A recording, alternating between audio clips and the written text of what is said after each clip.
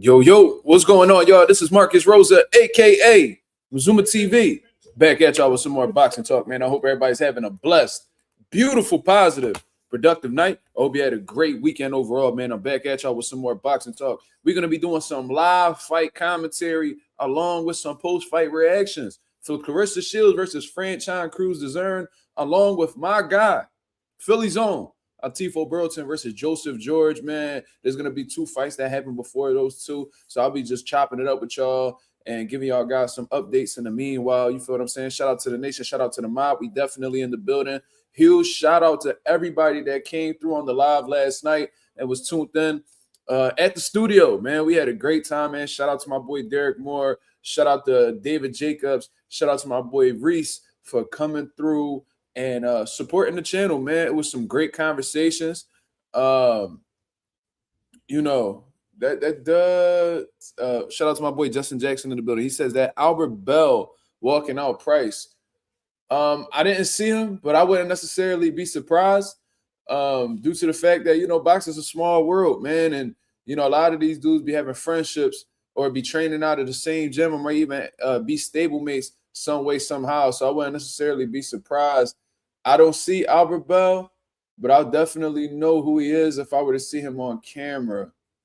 But as of right now, I don't see him. So, regardless, shout out to my boy Justin Jackson, man. Like I said, we had a lit live last night, man. I think that's what I'm going to start doing moving forward, man. I got to bring them guys around more often. I hope you guys enjoyed it because I had a good time, putting it all together for y'all. And it's just dope being in the studio, man. It's just a dope feeling, stepping outside of the crib, getting outside of your comfort zone. And, we had some great fights last night as well, man. Nair Albright and Frank Martin definitely stole the show, in my opinion. It was just entertaining overall, man. Like for a hardcore boxer fan, it was a very exciting to see, both of these guys' skills be put on full display. I've seen both of these guys really fighting to walk away with the fight. But these guys were fighting at such a high level, and both of these guys were so stubborn as upcoming hungry contenders in the 140-pound division that neither one of them really wanted to budge. Frank Martin has something to prove because, a couple good wins and he'll be on the cusp of possibly fighting for a world title. Then you got Nair Albright, somebody who wasn't backed heavily in his career by a big promoter or then had the biggest manager and stuff like that. Signed to small promotional companies that's upcoming like himself. He took the chances, he put the work in. And Nair Albright there was always rumors rumbling about him in Philadelphia, like in gyms and stuff like that, but he wasn't really able to get that to translate over the fight. So to see him be able to do so, you got to give Nair Albright all the credit in the world for him, taking these chances and making a great showing of himself. He's just one of very few people in the city of Philadelphia who have this type of talent. And hopefully this motivates, these other guys that upcoming out of Philly to, take these chances as well and really show the world who they are, man. Nair Albright is a phenomenal fighter. And one thing about him is that, he's a confident person. For you to be a fighter and then after a fight, just sing during your post-fight interview, it take a lot of confidence to sing in front of people. Stage fright is very real. So this dude Nair, he's a special personality and he's a special talent overall. Considering the fact that they had a draw, I would love to see them run that back. You know what I mean? The business of boxing may make that a little bit more difficult to do, especially on Frank Martin's side because, they think highly of him. They want to put him in great positions. Pause. And they don't want to have him in risky fights that may derail his possibilities of fighting for a world title anytime soon. So I don't know if that rematch really comes around, but regardless, Nair Albright's stock is up. A lot of people gave both of these guys credit for a tremendous performance, and these are the type of fights that we need to see in boxing, man. We need to see more of these upcoming contenders, face each other to see who's going to rise to the top, at the end. When the smoke clears, who's going to come out on top? And, a lot of these contenders, and I'm sure they may want to fight, other contenders, but the business of boxing just doesn't allow them to do so. And they always end up fighting like gatekeepers or former world champions who are well past their prime. Fuck that, man. I want to see top contender versus top contender. You feel what I'm saying? So My fault. I got the family texting me. But regardless, this is what I want to see more of, man, because there's plenty of more great fights that could happen and have fight of the night type performances just like that if these guys are willing to roll the dice. So, damn, what is going on? Why is my phone blowing up all crazy?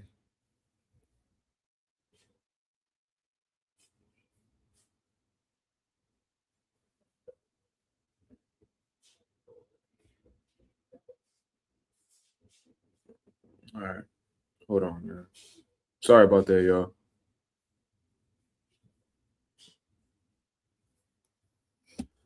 But shout out to everybody that's in the building, man. We just getting the first round in.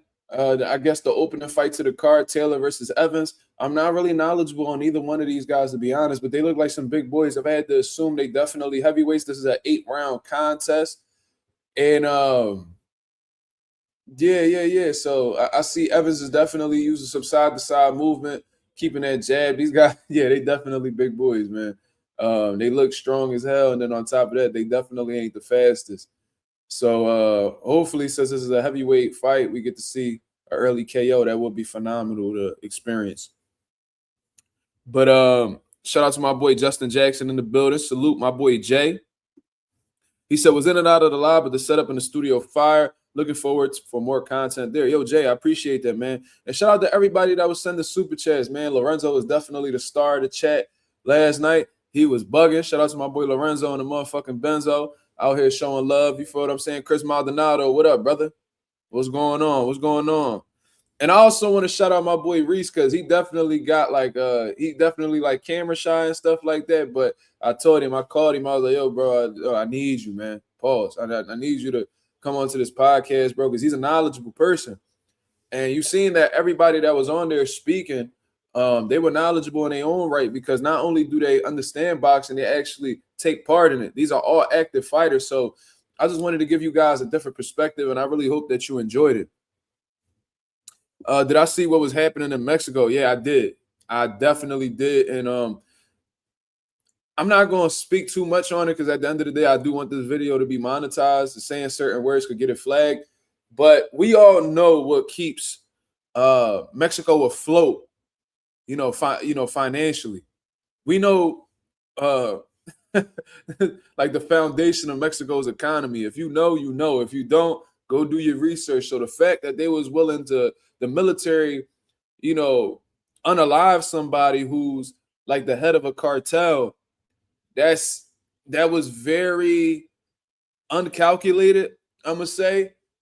Very, very risky, very dangerous. Because now, them cartels do not fear the military. Them dudes don't fear police. You know what I'm saying? A lot of these police really be cooperating with cartels because they don't really want no smoke. This dude Taylor is landing some clean shots on Evans, man. Can't take too many more of them. Ooh, yeah, they both hitting each other. This is. I think this is gonna be a short night, y'all. Oh shit! Shout out to my boy Master G in the building. Just became a YouTube member, man. Yo, listen, man, I appreciate you very much, brother. Thank you for supporting the channel. We don't really give members too often, but the fact that you took the chance and actually chose to be one goes to show how much you support the channel. So thank you very much for your consideration and your generosity, man. Shout out to the boy Master G, 619. 619. Well, let me know where you from, Master G, so I can shout out where you from. 619. I remember Rey Mysterio used to rep 619. I think he from out San Diego. Let me know if I'm wrong, brother. Let me know if I'm wrong. They said American hostages in the airports. That could really get ugly, man. That could really get ugly because Trump. He kind of trigger happy. You know what I'm saying? He like the you in San Diego, man. Shout out to San Diego, man. That Cali love, man. I appreciate that very much. I definitely need to make my way to California again. I'm all the way over on the East Coast. I'm on the whole opposite side of the U.S., but definitely would love to go out to Cali. I have very limited experience in Cali. You feel me? I went to L.A. one time, but unfortunately that was during the lockdown, the pandemic, so I wasn't really able to step outside and really get to experience California. But in due time, I am looking to go over there, man. So shout out to my boy Master G for coming through and showing love as always. Yeah. That's a very messy situation, though, Justin. Not to get too much into that topic, but this is basically you pretty much asking for some type of problems with the U.S. because of what you're doing with Americans. You feel me? So we'll see how the way Donald Trump responds to that. He may not like it, and he is the head of the military at the end of the day. So if he really wants to, push that button, he will. So we'll see, man. That could really, really get ugly. And the cartel, they the cartel. About it and I always heard of that boy Elemental, you know what I'm saying? And he was notorious for being violent. So you already know what his people gonna be on. So that's gonna get very messy, man. Very, very messy. I hope no innocent bystanders get hurt as a result of this. If they haven't already, that's super unfortunate. But yeah, man. We got to get them Americans back over to U.S. soil. That could get really sticky, man. And I know the cartel, but you getting the U.S. military involved, that's a whole different level. But like I said, man, we got Taylor and Evans going at it right now. It's currently the second round. These guys are laying some big shots on each other. I think it's just a matter of who's going to be able to hit that opponent on the button. You see what I'm saying? But to reflect on last night, man, if y'all ain't seen my latest video, I put out my post-fight reaction of Ryan Garcia, Mario Barrios. Go check it out. You know what I mean? I was just keeping it as 100 as I could with the whole situation. I just find it funny how after this Ryan Garcia victory, when we all knew it was a layup in reality, before the fight, I was telling y'all, like, yo, Ryan, this is like your easiest shot at becoming a world champion. If you fumble this, you will never be world champion. So I was basically putting it out there like, yo, this is your fight to win. There's no way Mario Barrios should be beating you because his last 3 performances, he looked absolute trash. Trash. Wait, not 2. Was it the last 2? Last 3? Listen, including this one is 3. But the Abel Ramos fight, he looked absolutely horrible in my opinion. Manny Pacquiao looked absolutely horrible. And I don't really know what it is with Mario Barrios because coming up, he has skills. I don't know if it's he took a lot of damage in the Thurman fight, so he wasn't able to really bounce back from the situation. I don't know if he just questions himself mentally, man, but it looked like he had 0 game plan. Ryan Garcia fast. That he got power with both hands. If you've done your research, I've seen Ryan Garcia sleep people with right hands and left hooks. I did feel like Ryan Garcia was just not really putting much thought into his punches. You know what I mean? Just throwing the left hook and wishing for the best. But he made an adjustment and it was like, all right, he only worried about the left hook. I'm gonna go ahead and use the right hand now. You see what I mean? And that caught Mario Barrios at the very beginning of the fight. He got dropped within like the first 30 to 40 seconds of the round. And what happened. Ryan Garcia absolutely outboxed Mario Barrios. Barrios was dependent on his high guard for defensive stability. And I just didn't understand that, man, because you see that this dude punching, his punches are precise enough to get around your guard. And we seen that the punches were enough to get inside the guard. So if that's the case, you need to switch the approach up with the defense, man. Where's the upper body movement? Where's the catch and the jab? Where's the rolling underneath shots? What about smothering the right hand? Because he was throwing it so much. You know what I'm saying? Like, why wasn't there any defensive adjustments from Mario Barrios, man? Then on top of that, he would have Ryan in situations where he will be he doing that stupid ass, what they call it, the California roll or whatever the case is, the sushi roll, whatever they was calling that shit that he was doing. He left some opportunities there to capitalize off of, and he just wasn't pulling the trigger.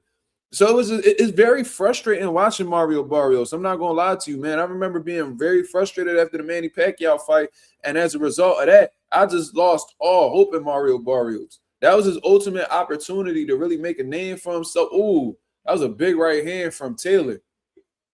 That definitely rocked Evans. That was a flush right hand. Ooh. Yeah, these guys rumbling. These guys definitely rumbling. This is a great opening bout. But no, the redirect, go back to the conversation. I knew from the Manny Pacquiao fight, when Manny Pacquiao had 0 legs, he was just fighting you, and you just wouldn't pull the trigger. It just looked like you wanted nothing to do with, taking control of the fight. Looked like you didn't want to get his respect whatsoever. If anything, you were showing him a whole lot of respect. And then they sat there and they asked you, yo, so what was it with Manny Pacquiao? Was he just that good? He was like, yeah, man, like, he's really that good. And I'm like, bro, that was a show of Manny Pacquiao. You young, you supposed to be in your prime. That's something you're supposed to take advantage of. We seen younger dudes take advantage of these old legends and get them out the way. You know what I'm saying? Like, the young dudes' responsibility, especially when they're coming up in boxing, is to get them old dudes off of the block, whether they gatekeepers, former world champions, whatever the case is. You got to make examples out of them. It sounds fucked up because everybody loves Pacquiao. He's an icon. He's a legend, but that's just what happens in boxing. We seen William Joppy pack up Roberto Duran. We seen Hector Camacho pack up Sugar Ray Leonard. Like, these things happen. And I was expecting Mario Barrios to do the same thing, but considering the fact that he doesn't rise to the occasion, and he doesn't listen to his corner, and his inability to make adjustments, Manny Pacquiao still out here at 46, 47 years old, still acting like he got it. We can't blame nobody but Mario Barrios for that. Danny packing up Morales. That's another great one. Lorenzo, thank you for the addition to the examples. James Jones in the building. He said he was supposed to do him like Joe Smith did B-Hop. Exactly. It's fucked up, but these dudes, like, they need to be humble. They need to be brought down to earth, because these old dudes, and I don't know what it is, they just addicted to the sport or whatever the case is. And this shit might happen to Floyd. This might happen to Floyd. Like, I'm telling y'all right now. You know what I'm saying? This dude Floyd said he unretiring from boxing after his exhibition with Mike Tyson, which just lets me know, in all honesty, that he definitely needs money. Because when he was retiring from the sport of boxing, he said that, like, he accomplished everything he needed to accomplish in boxing, and he don't love boxing no more. And he was talking about how he made smart investments and how he don't have to come back. That was something that Floyd was bragging about. But now he talking about he unretired because he still felt like he got something left. It's like, Floyd, come on, dog. Like, you was just saying, like post-retirement, that, you know what I'm saying, you were old man, and you know what I mean, you ain't about to be having these young guys beat up on you. Like, you said this. So to make a whole change in your opinion years after you made that statement, that let me know that there's something wrong. And it's sad that Floyd Money Mayweather, the dude who was flashing money, he's a prize fighter, you done flexed on fighters before. I could show Oscar De La Hoya $300 million in one account. Now you're talking about you can't find that $300 million, and that's why you suing Showtime. So it's a hell of a unfortunate situation for Floyd. But I said all of that to say, man, you're supposed to get these old dudes off the block, man. It is what it is. And the fact that Mario Barrios wasn't able to do so, I knew that he's a crumb. He's a crumb. That is really that simple. So I knew that when Ryan Garcia signed this fight, they took that fight because they knew he was easy work. Why didn't he go get that rematch with Rolly Romero? You got Rolly Romero poking his chest out here after the fight. Why he ain't call me out? I know he won't fight me, but why he ain't call me out? He's such a tough guy. Why he ain't call me out? You got Rolly out here knowing that you turkey. You could have easily got that rematch with Rolly. He was waiting on you. And you wouldn't even look his way. And you picked Barrios because you knew that was the easiest route. Let's just keep it 1,000. Let's just keep it 1,000. Jose in the building. He said that the fight start. The opening bout is on right now. We on round 4 between Taylor and Evans, and this is a good fight, man. Like, I'm talking to y'all about fights that happened yesterday, obviously, because you know it's one of the hottest topics right now. But these guys are actually putting on a great fight. These guys are hitting each other flush. You know what I mean? I'm assuming these guys are heavyweights, or at least close to it. They're like smaller heavyweights, to be honest. Oh, this dude Evans look like he ready to go. Taylor is he's putting them punches together on him. He look like he ready to go, for sure. Yeah, and the fact that Evans taking his time getting up off that slip, he needs to recover. His confidence look like it's dwindling. But oh yeah. Oh, I love that. I love that standing 8 count. That was definitely a standing 8 count. I think referees need to do that more often, man. We need to see standing 8 counts in boxing, especially if the ropes are helping these dudes get up, keeping these dudes, standing up and stuff like that. But yeah. Taylor feels the urgency. He's putting them punches together. Ooh, another knockdown. Yeah, he's out. Oh, he got up immediately, but this ain't looking good for Evans, man. It's really not looking good for Evans. It's definitely not looking good for Evans, dog.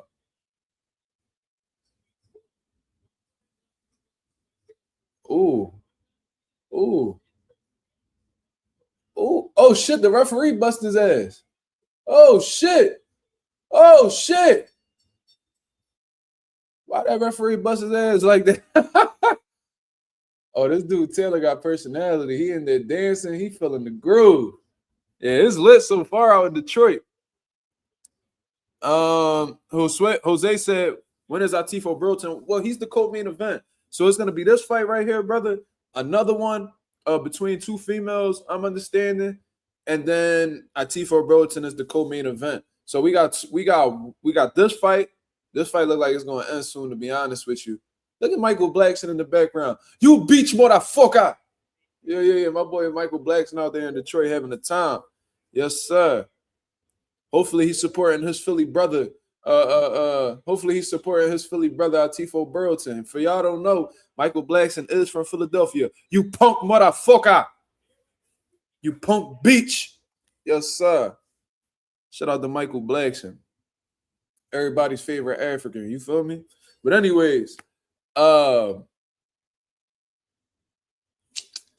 yeah, so we got this fight between Taylor and Evans. We got two females fighting, and then Atif Oberlton will be next. So I'm really looking forward to that, man. I actually put up a nice little chunk of change in terms of betting. Ooh, good right hand. Oh yeah, this fight not gonna last. They need to stop this fight. Taylor's punching on Evans real bad. Ooh. Ooh. Oh. Yo, this ref is very that's a knee. They need to go ahead and stop this fight, man. And your back is turned against the ref. You need to go ahead and call that shit, man. Stop the fight. Yeah, good stoppage, man. Good stoppage. Who I bet on? I betted on Atif Oberlton to knock out Joseph George. I didn't do a parlay. I did not do a parlay because, you know what I'm saying? Man, I'm going to keep it real. I always lose parlays. I don't know if I be overthinking shit. I don't know what the situation be, man, but every time I do a parlay, it's like somebody always getting upset. Somebody don't perform how they supposed to. Like with this boxing shit, you never really know. You took Taylor? Oh, all right. Salute, Jose. That's what's up. But I only betted on Atif. And the reason why I betted on Atif is because I used to work with Atif. His first 8 professional fights, we worked together. You feel what I'm saying? And so I know what he's really capable of. I know what he could do. I've seen Joseph George fight in Philly multiple times. So I've seen both of these guys' style. You know, Joseph George is powerful. He is strong, but he's 36 years old. He's coming off of a multi-year layoff. I think he fought like one time in the 3 years he's been off. So I think he lost. He took off like 2 to 3 years, and then he came back and he fought somebody with like a 500 record. So taking that into consideration, he's going up against Atif Oberlton, who's been active. He's been getting nasty knockouts.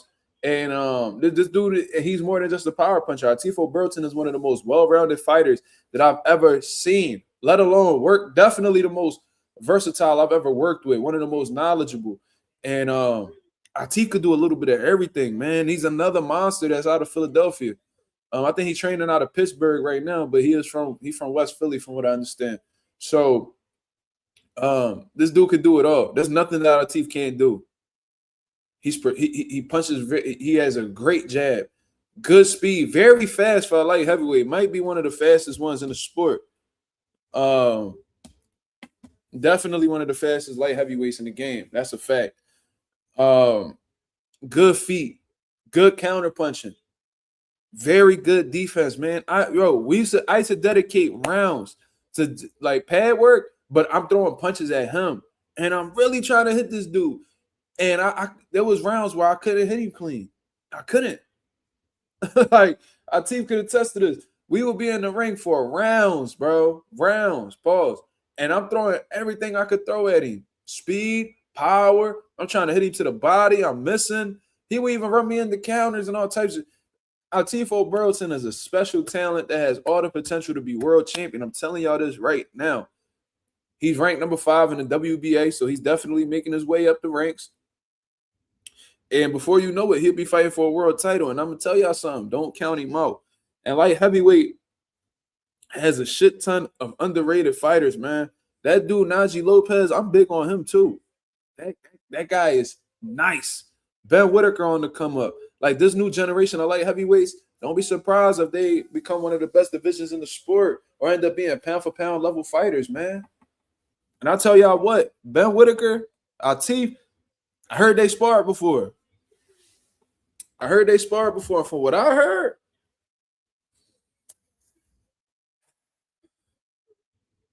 that Ben Whitaker better leave Atif alone. That's what I heard. I don't know though. That's just what I heard. Khalil Cole, Autumn. Yeah. They better leave Atif alone. Lopez a beast for sure. You know, he's sharp, man. Najee Lopez is shitty sharp. But yeah, man, I'm really looking forward to seeing how the way Atif performs, man. He get that knockout, I get a nice little bean. You know what I'm saying? Ain't nothing wrong with a extra $100. I made some money today. You know what I mean? I made some good money today at the gym, man. Shout out to Pivot Boxing Academy. I made some good money today. But shit, I'll take another 100. Shit, why not? You know what I mean?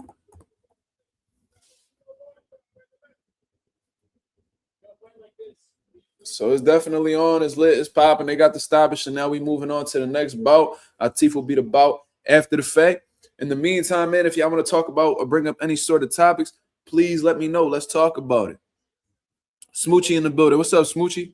I ain't see you on the live last night. I think I didn't see you. I think I seen Bella Faith in there.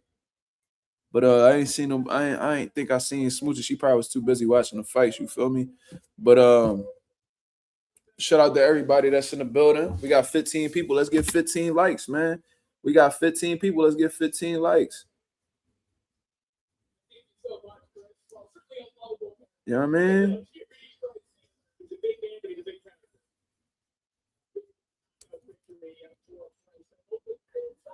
Let me know. Hold on. Let me do something real quick. Oh, look at Michaela Mayer in the building.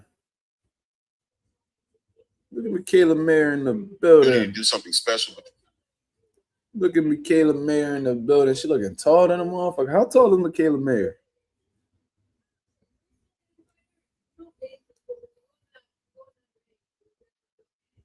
Man, let's get the likes up, man. We got 13 people with only 5 likes, bro. Come on, man. Let's not do that. Oh, it was crowded. Oh, the chat was crowded. I didn't really get to see the viewers. I didn't really get to see that many people. But shout out to Smoochie, always coming through showing love. You know what I mean? I guess she changed her schedule up a little bit. She's staying up a little later now or whatever. But damn, Taylor was punching on Evans. Holy shit. That was a good fight though, man.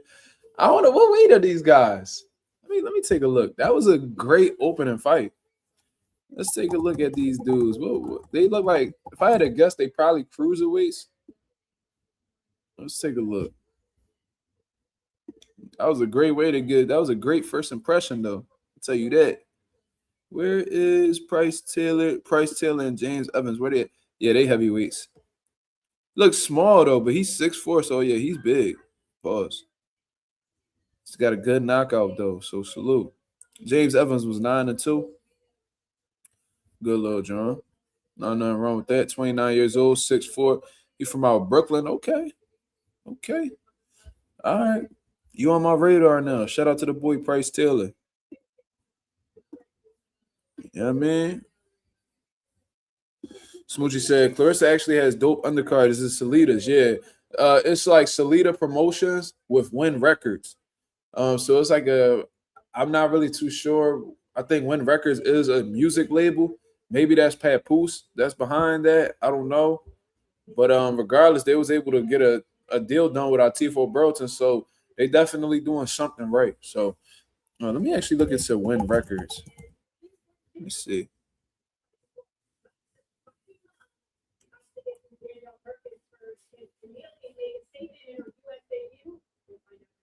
Yeah, they definitely got a partnership with Claressa Shields and shit like that. I never heard of Win Records until they started working with Claressa. Let me see if Papoose got anything to do with Win Records. Yeah, see, he's partnering with Win Records as well. So maybe that was something that Papoose put Claressa on to, and they was able to get some business done. If that's the case, shout out to Papoose. That's some real shit. Putting your lady on to some money, or like investing into her passion. That's something that I'm really big on. You know what I'm saying? If you got a lady in your life and she passionate about something, invest into it, man. If you truly love that woman, if that's somebody you actually see yourself with, invest into that woman, man. Whatever it is that she want to do. If she got a cleaning business, you know what I'm saying? If she's into cooking, not trying to be, labeling women or anything like that. But you know what I'm saying? That like even if they're let's say they're into clothing or whatever it is, bro, invest into your lady, man. That's one of the best things you could do. Your woman is a representation of you. You feel me? So if they into, if they nail techs, invest in them being in the nail tech. If they want to be a fucking doctor or a nurse, invest into them. You know what I'm saying? Help pay for their exams, or help them get certifications. Bro, that shit gonna pay off in the long run, man. Invest into the people. Not only your wife though, your kids. I can't wait till my son tell me what he want to do with his life. You feel me? I can't wait. Whether he wants to be an athlete, I don't know. My son has such a big personality. He's very sociable. He loves music, so it would be dope to see my son actually be like a singer, or even if he wants to rap. He definitely ain't gonna be on no King Von shit, but you know what I mean? We definitely not contributing to that field. But whatever he wants to do, man, I cannot wait, bro. My son loves Stevie Wonder. Ain't that something? My Stevie Wonder, for those of y'all that listen to him, the song Ribbons in the Sky. When Stevie Wonder be like, do do do do do do do do do, man, Michael be he be trying to mimic that shit. That should be hilarious.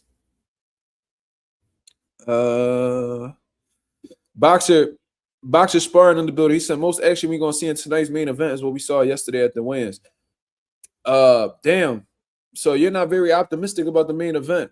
I think considering the fact that they got a little bit of animosity going on, it seems like it's a bit personal. I think Franchon, they women, so they're gonna get very emotional. They get very emotional, and sometimes it's hard for them to put their logic ahead of their feelings. So I wouldn't be surprised if Franchon come out guns blazing. According to what I've heard, though, she got a swollen knee and an ankle from that whole altercation that happened post weigh-in. So hopefully that doesn't have an effect on the fight. Franchon is the dog. So she definitely gonna bring it. Claressa a fucking dog. So I actually disagree with you, brother. I think this gonna be I think Claressa is gonna win. Obviously, I just think Franchon doesn't have what it takes to defeat Claressa from a skill set standpoint, and I don't think she got the power to knock Claressa out. You know what I mean? So I think it's gonna be exciting.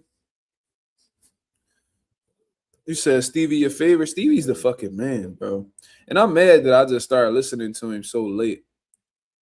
But I'll be having that song. I'll be having Ribbons in the Sky stuck on repeat. I love that song.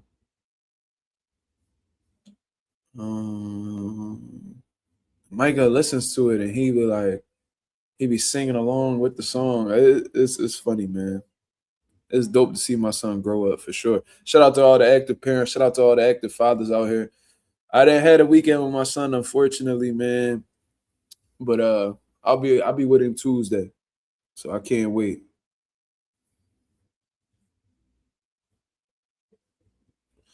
Boxer sparring said, I think Shadeja Green and Claressa will be fired. I don't think that'll be fired, to be honest with you. And you know what's crazy about that boxer? Shadeja Green got beat the fuck up by Franchon. That's the funny part. But the reason why I don't find that fight to be competitive or at least entertaining is because Shadaysha Green don't got the gas tank to keep up with Claressa. She got power, you know what I mean? She's strong, but she fatigues when she's not able to get her way. When she goes into them later rounds, Claressa gonna be too fast for her. She's too intelligent. Her ring IQ is superior to Sedacious, man. She gonna neutralize all that big, strong shit she on. Claressa done face big, powerful, forces in the ring like Savannah Marshall. And Shadaysha Green and Savannah Marshall fought, and Shadaysha had a fight for her life to get that fight, to get that victory. I don't even remember if she won for real. I think she did. She did, but she definitely got whooped by Franchon. Franchon brought that fight through her too. I seen a one John that she pushed the girl, her titty came out her shirt. What the hell? What the hell is going on? That titty that is popped out her shirt. I don't even know why you wearing that little tight ass top. If you move a little crazy, your titty gonna pop out. Oh hell no! You should know better than that. You know she could get physical at the weigh-in. You wanna wear that little ass top for your titty to pop out. Yeah, and Smoochie, that's where I'm at with it when it comes to Claressa. I really feel like there's no competition out here for her. It really isn't. Like I just think that she, women's boxing, especially in them higher weights, aren't really. Well, women's boxing, there's not many women in boxing as it is. It's not as deep as men's boxing, and you know what I'm saying. Like women don't really want to take punches in the face for a living. Hold on, Bray. I'm gonna answer that. But there's really no crazy competition at the weight. I just feel like she's levels above. Like this is women right here, and then Claressa is just right here. She's overlooking the competition. You know what I'm saying? So I just don't see what anybody does with Claressa. You're talking about 2 gold medals, so she did the same shit in the amateurs. She brought it over to the pros. She's been undisputed like 3 times. Like, what is it? What is there more to accomplish? It's like you playing my career on 2K and you on rookie mode. It's like, bro, it's just you dropping 80 points a game. You getting 15 assists. You don't want every NBA finals and like you got everything. It gets boring after a while. Claressa need to go sit her ass down somewhere and go be a wife. What is there more to accomplish? The only reason why you sticking in the game now is to try to get as much money as possible. That's the only thing. You rocking with Pat Pools, it seems like everything. Y'all in the infatuation phase and y'all that honeymoon phase, whatever you want to call it. Y'all doing y'all thing. Damn, Danielle Perkins is 43 years old. Holy shit. She facing that Australian chick. The Australian chick, Bray, her titty popped out during the weigh-in. She had this like little small top on, and Perkins pushed her or whatever, and her titty popped out from her jaw. I didn't get to. I was trying to find the uncensored version. I ain't gonna lie to you. I was trying to find the uncensored version, but I wasn't able to. Man, they got that. They covered that shit up real well. But I shouldn't have said that, but it is what it is. Yeah, shit got a little wicked on the weigh-ins, man. They was fighting, people body slamming each other, getting hit all upside their head. Hey, yeah, that shit was ratchet, bro. I ain't gonna lie, man. Like, that shit embarrassing. All that fighting, that's embarrassing, man. You know what I mean? Like, Claressa got to get better control of her people. Seriously, man. Because I remember the one time she had an event and one of the trainers had got knocked out by one of Claressa Shields' peoples and shit like that. Like, y'all got to come better than that, man. Y'all shouldn't be doing shit that could throw off the fight. That's very, very conflicting. And, let's say, hypothetically speaking, that Franchon tore her ACL. You know what I'm saying? Because she was trying to defend people she said they tried to jump her husband. Like, what if she would have tore her ACL or tore her Achilles or broke a wrist or shoulder dislocated? Like, then what? Now y'all fucking up y'all money because your people don't know how to chill. Like, you gotta have control over your people, man. That shit not that deep to be fighting outside the ring. Y'all niggas gotta control yourselves. You know what I mean? How do I feel about Amari Jones' performance last night? His counterpuncher was phenomenal. His power looked phenomenal. He beat the shit out of Cuba, man. He beat the shit out of Luis Arias, bro. Like, hey, that shit was bad. I ain't even gonna lie to you. That kid looks he definitely looks promising. I be getting these guys confused though because of their names. It's like you got Amari Jones, you got the 16, the one that just fought and beat the shit out of Luis Arias. Then you got the other one. What's the other dude name? Omari? Yeah, you got Omari and Amari. I know they're not the same people, obviously. One fights at like 160, the other one fights at what? Like motherfucking like 154. So it's like they names be throwing me off. There's only one letter that separates their name. So when they be talking, I don't even be knowing. Wait, what weight he fight at? I think he fight at 54. Yeah. So I think Omari, that's 5-0. He is like between 54 and 47. That Amari fights at 160. Amari with the A, he looked phenomenal last night. I ain't gonna lie. I seen Amari fight a few times, but I ain't gonna lie. I didn't even know that he was fighting. So whoever was running that show or whatever, they did a huge disservice to him. I didn't even know that they did not promote that well, to be honest. They did not promote that well, in my opinion, but he beat the shit out of Luis Arias. I didn't get to catch it live, but I caught the fight after the fact. And man, he made Luis Arias look like a nobody. And I remember Luis Arias was like a contender. Like I remember he was fighting Daniel Jacobs and Gabe Rosado. He fought Jared Hurd and he beat Jared Hurd. So he actually got like a champion on his resume. And I remember Luis Arias used to talk crazy shit. He from out Milwaukee. I remember him. I remember he really lost to Gabe Rosado. I think they ruled it like a draw or something. Gabe Rosado done got robbed so many times. That shit is ridiculous, bro. But yeah, that was a great win for Amari Jones. You got a solid dude with him. He got a solid okay. They said who's gonna win. Fan Zone said 65% Danielle Perkins. I don't know. I don't know who wins that.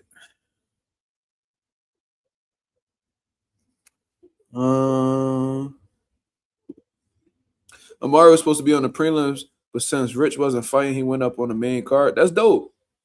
That's dope. I was thinking for a moment that Franchon was going to pull out because they said that her knee and her ankle was fucked up. So I thought Atif was going to take the main event. If that was the case, I was going to be very happy for him.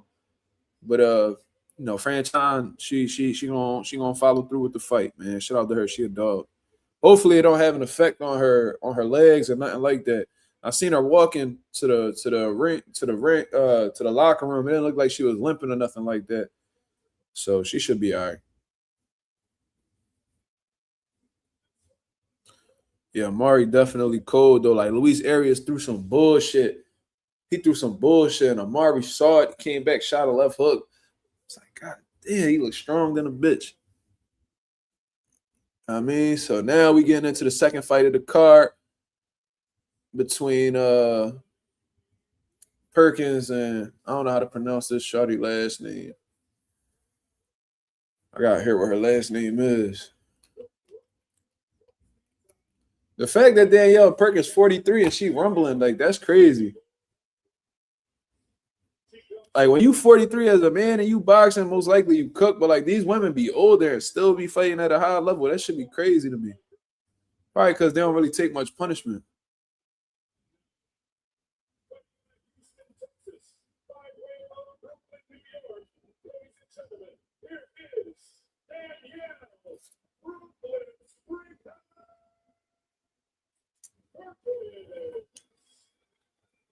And shout out to Marshall Kaufman. I believe he promotes Danielle Perkins, and he the one who gave me that opportunity to do media for his one of his last events.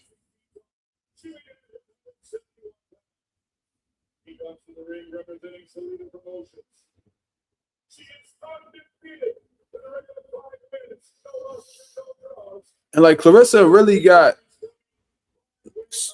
no competition so much that she got to fight girls who like 5-0 just to stay active and shit. Like it's crazy.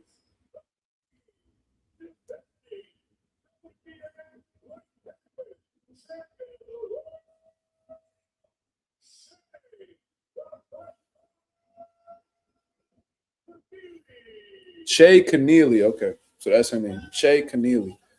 Look, 5-0, and she already a world champion. Like, it's crazy, bro.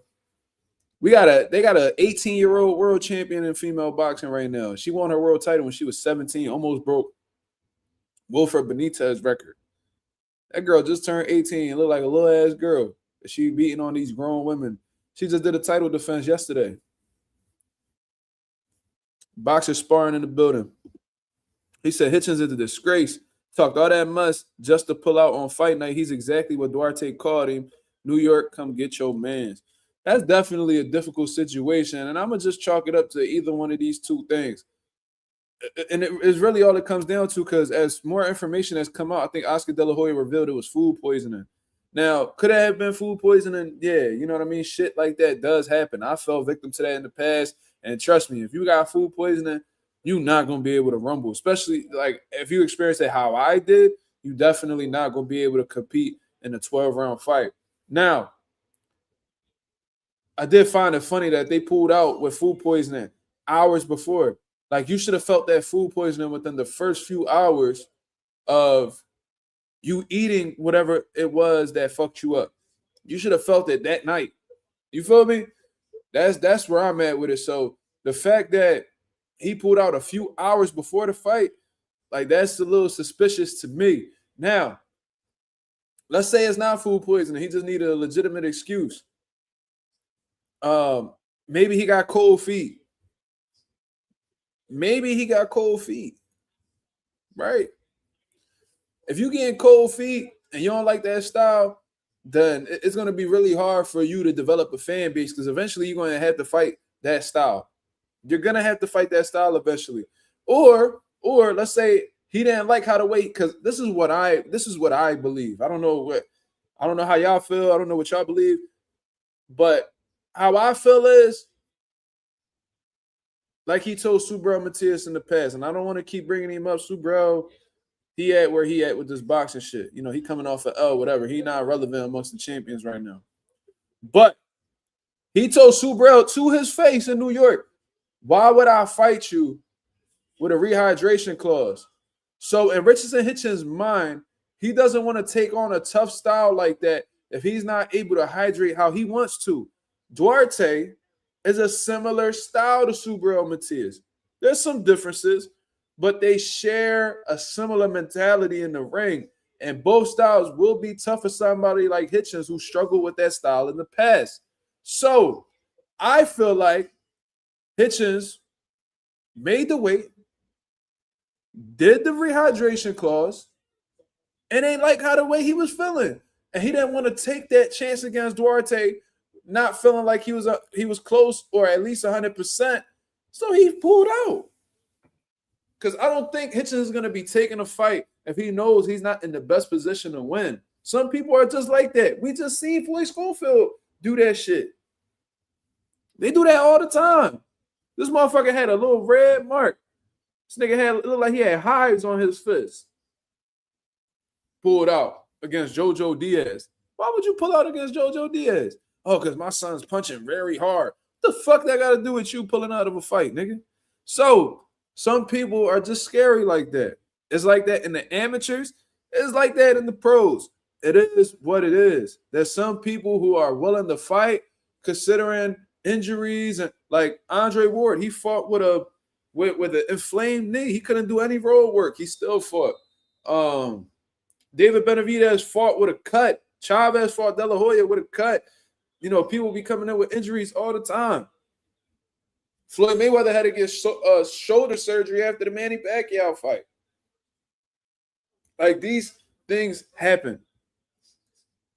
You feel me? So, you know, Hitchens didn't want to take that chance. He got cold feet. It is what it is. Or if he didn't get cold feet, he didn't like how the way he felt with the rehydration clause. But guess what? Duarte had to deal with the same rehydration clause as you. So I ain't got no choice but to feel like you got cold feet. So they definitely getting into it. This a good look. Ooh. Che punching on Perkins. Perkins landing some good shit. Okay. Ooh. Oh, yeah. Che face getting all red. Oh, good shot.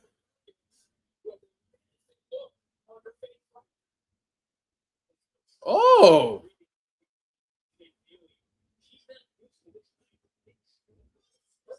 And they both 6 foot. These some big ass women too. Touch the body. Perkins, you down there, touch the body.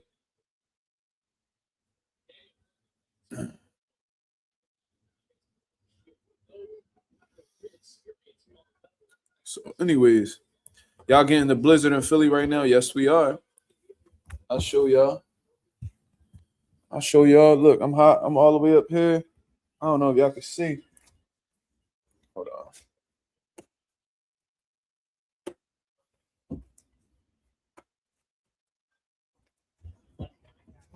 Damn, what the fuck wrong with this damn window?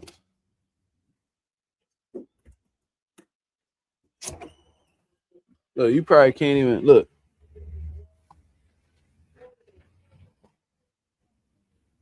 You know what I mean? So it's definitely coming down. I don't think we gonna have work tomorrow. Keep it 1,000. My mom worked for the school district. They already shut the school down. So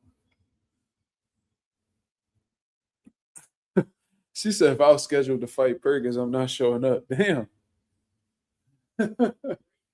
She big. She a big girl for sure. Claressa Shields almost put her to sleep though. I don't know how the fuck she got up off that punch. Claressa hit her with a fucking missile. And she like reset, and then when she hit the canvas, she like woke up. That shit was weird. But anyways, yeah, man, like with Richardson Hitchens, bro, you just need to go ahead and move up and wait. If the rehydration clause that crazy where you can't like you have to avoid a certain style. Like if you have to avoid a certain style because you feel like the rehydration is going to take from your performance, just move the fuck up. At 150, if 150 pounds is not enough for you to perform at a high level, move up. If you put 10 pounds, there's no reason why you putting on 10 pounds should not make you feel better. Like, come on, bro. Like, that shit is ridiculous. 150 should be a more than enough weight. If it ain't, you too fucking big for the weight. That's your body telling you. And let's say it wasn't food poisoning. Let's just say that he was like still severely dehydrated or his body's fatigued. Or maybe he overtrained and didn't like how the way he felt. Listen, move up and weight, man. Richardson Hitchens has the reach. He has the height. He has everything to compete at 147. You'll be all right. And guess what? Everybody moving up to 47 anyway. All the niggas you be talking shit to and you want to rumble supposedly, they going up to 47. T.O. going up to 47. Devin going up to 47. Keyshawn going up to 47. Like Conor Benn there. Why wouldn't you want to fight Conor Benn? Look, shit, you can go ahead and beat up on Mario Barrios. You like beating up on old champions anyway. You like beating up on old champions anyway, washed up champions. He there. You know what I'm saying? Rohan Polanco, that'd be a good fight. Brian Norman up there. Bro, 147 is starting to get real dark in that motherfucker. It's starting to get real competitive up there. Shit about to start. Welterweight is making a resurgence since Bud and Spence left. So, bro, do what you got to do, man. That's your body telling you you can't handle that. You can't handle that weight no more. It's okay. But if you stick around at 140 after this fight, as a matter of fact, since you claim it was food poisoning and it wasn't the rehydration shit, then you need to go ahead and give Duarte that fucking fade. You need to get yourself back together. You need to run Duarte that fade. That motherfucker woke up this morning, yesterday morning, thinking he was gonna fight for a world title, and you let the people down. You let the people down, and you let your opponent down. He probably didn't even get paid for his troubles.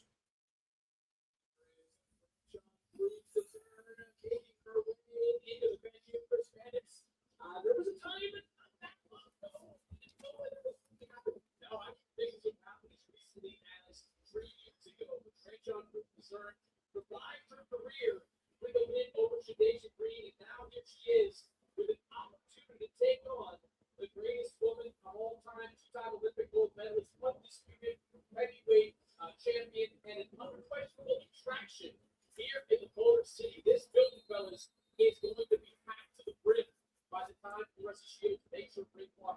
Claressa Shields is like a 20-1 favorite, and Franchon's a 10-1 underdog. That would be crazy to come up on.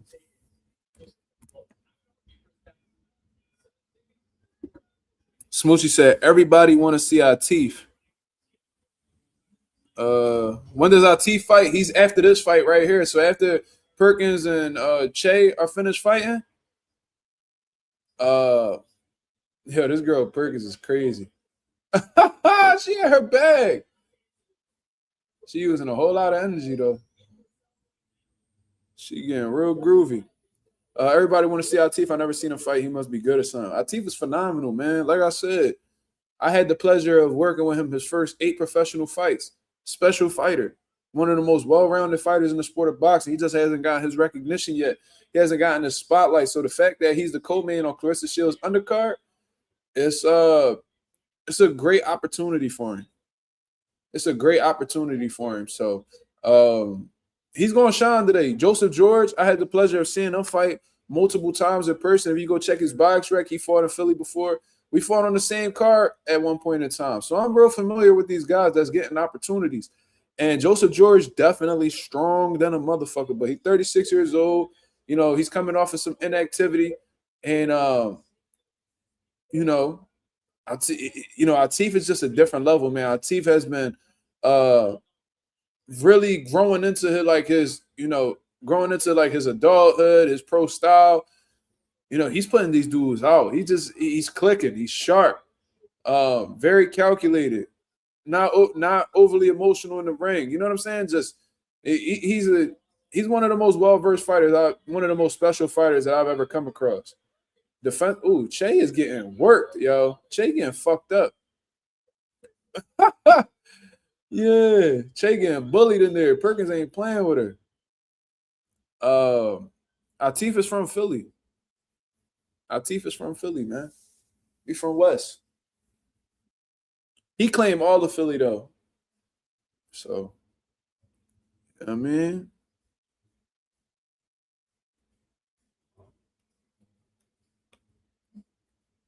Boxer said Rafael Espinoza 6'1" and the WBO champ at 126. Hitchens just a scary ass dude.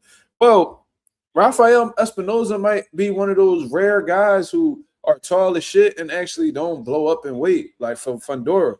Fundora pretty much walks around close to 154. So he may be one of those type people. And the WBO don't have a rehydration clause from what I understand. So he can move however he could blow up to 146 and ain't nothing going to happen. Hitchens, on the other hand, he's limited to what he could rehydrate to. So, if 10 pounds ain't enough, move up. It's simple. But you went out like a hoe. I'm not going to lie. You went out like a hoe. And I haven't heard Hitchens say anything since then. Why are you hiding from the public? Has Hitchens responded? Where is he? Where is Hitchens? Am I wrong? I could be wrong. Let me check.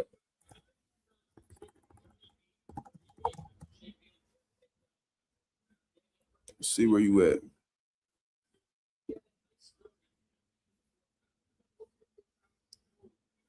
He hasn't said nothing since February 16th on Twitter.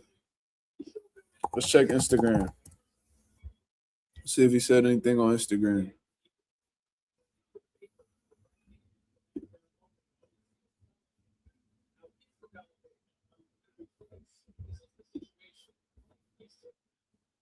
Let's see where he at.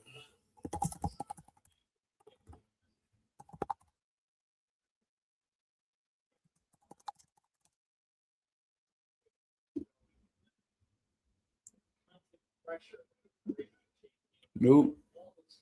Oh, no, he did write something. He said, it's unfortunate I had to pull out of my world championship fight tonight. I made weight yesterday, and the second day weigh-ins this morning like a true professional. Then after eating breakfast, I felt severely ill and realized it would be impossible for me to compete tonight. I wanted to give you guys a complete show. I haven't been in the ring for some time now, and I made sure I had a tremendous training camp. It was ready to put on a show for the fans. I want to thank Turkey, Sulla, Golden Boy Promotions, and PBC for everything they've done. and I look to come back stronger than ever in the near future. So he's saying that he ate breakfast and he ain't like, he started tweaking. His body started tweaking after that.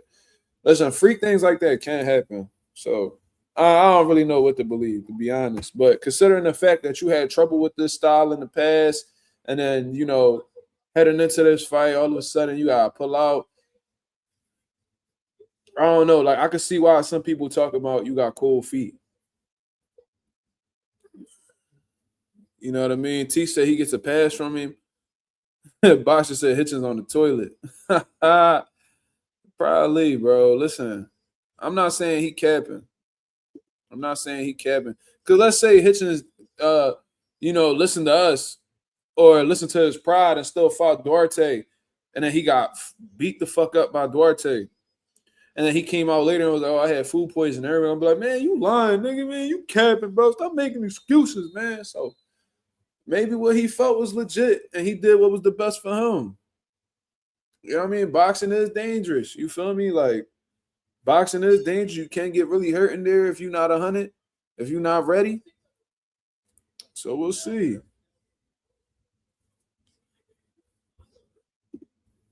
Boxer said Golden Boy got a card in 3 weeks, the 14th of March, bro. Him and Duarte should be the co-main event for Sims Barbosa. Respectfully, if they were to be on that card, they would not be the co-main event, brother. There's no way Sims and Barbosa is a bigger fight than Hitchens and Duarte. No way. So that might be an issue in itself. But right now, we're in the 6th round between Connealy, I believe I said her last name right, and Danielle Perkins.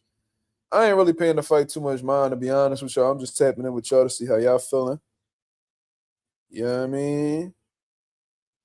Tricks in the building said Triple G fought Derevyanchenko with the flu. I guess some guys are just cut differently. Some people could tolerate it, man. Some people could tolerate it, but I thought Derevyanchenko beat Triple G. That's the crazy part. So, and I think he also fought Gabe Rosado with the flu too.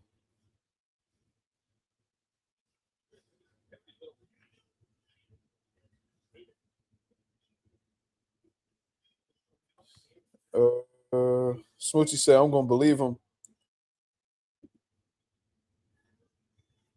Smoochie said, I'm going to believe him, but next time, no. Damn, Connealy, what the fuck wrong with her? You better get up, shorty. You was talking shit to Claressa. You better rumble. Oh, they stopped it. I didn't get to see it. What the fuck happened?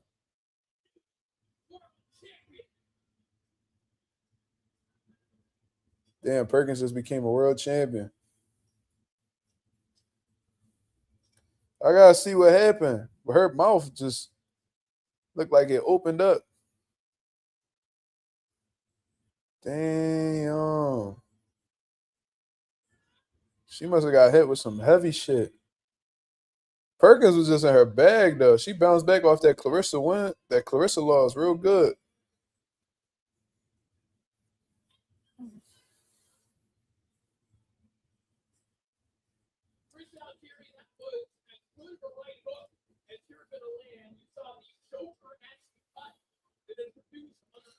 It was a left-right hook combo. All right, let's check this replay out. I was talking to y'all. Shit.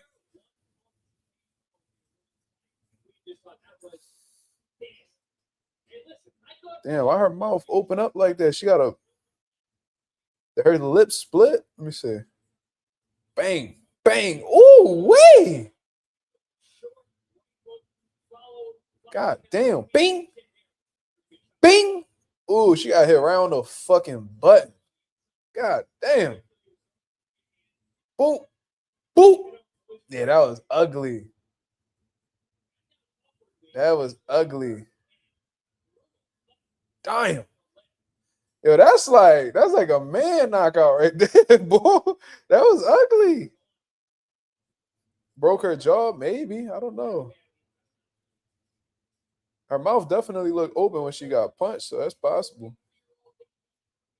Yo, these fights been lit so far, man. That Taylor Evans John was lit. That ended in a knockout.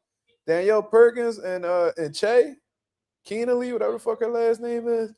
This ended in a knockout. Come on, Atif. We need that knockout, brother. No, Atif did not fight yet, brother. He's next. No, it was a right hook, Jay, not a straight right. That was a right hook. She threw from the southpaw stance. She threw the left hook, bing, then brought the right hook around, bing, broke her shit. Probably broke her jaw, to be real. How the way her mouth was leaking. That was a good that was a good finish right there, boy. And with her being 6-1, she is now a world champion. It's on, it's lit, it's popping. Shout out to Danielle Perkins. Shout out to Marshall Kaufman. If he's still working with her. I don't know if he still promotes her. Is Danielle Perkins still with Marshall? Let me see.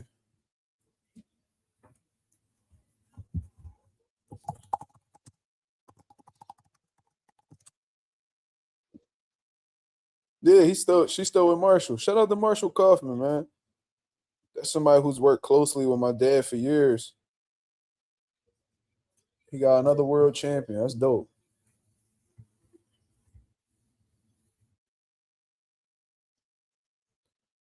That's definitely probably the female knockout of the year so far. That's what Bray said. He said I'm tweaking. Who said Claressa not the female GOAT? Who said that?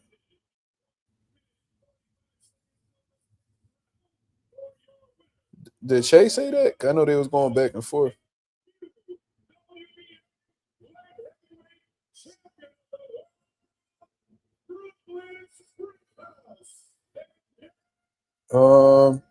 My boy Tricks in the building. He asked. He said, "You guys think Frank Martin takes on Tito Mercado fight next?"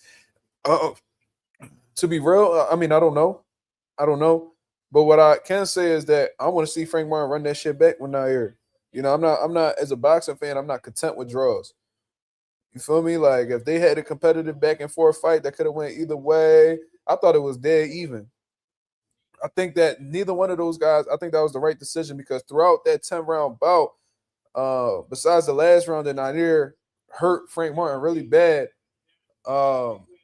nobody really did enough to pull away momentum wise. It was a lot of 50-50 situations. They were just exchanging a lot of clean shots between each other. You know, a lot of close swing rounds. You know, when it gets like that,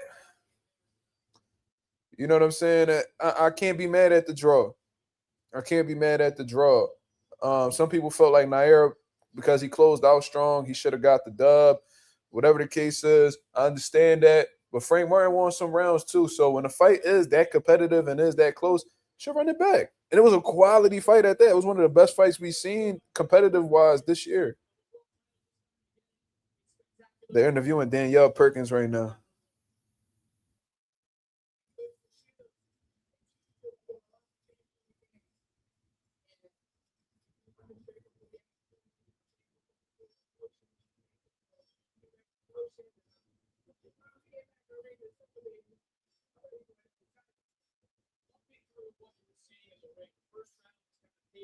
It seemed like you got your confidence in that second round, start showing the swagger throughout the course of this fight.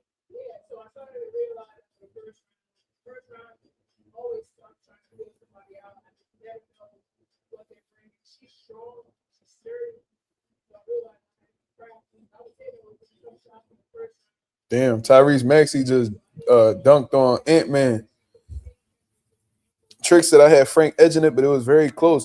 See, you had Frank edging it. I heard some people say Nair edged it. I thought it was dead even. If that's the case, run it back. That's my that's my point. I really don't even want to see, at this, like, as a next fight, I don't want to see Frank fight Tito Mercado. Run it back with Nair. You know what I mean? Get that shit right. And then, you know what I mean? If you beat Nair after the fact, go see Tito after that. Or whatever is the best opportunity for you. You know what I mean? But even, let's say Tito Mercado and Frank Martin was next up, regardless, are they going to be able to get Matchroom and PBC to, sit down and agree what the fun's going to be like? Is it going to be worth putting them in a risky fight against each other at this point in time? Are they going to be confident when Frank, based off his last performance, are they going to be confident that he could beat a Tito Mercado who's young, undefeated, hungry, confident, who punches hard with both hands and can box, counter punches really well? You know what I mean? Good movement. Like, I don't know, bro. Like, if Frank weren't getting his shit rung by Nair Albright, you can't tell me Tito Mercado can't have that same effect. Tito Mercado be hurting everything he touched.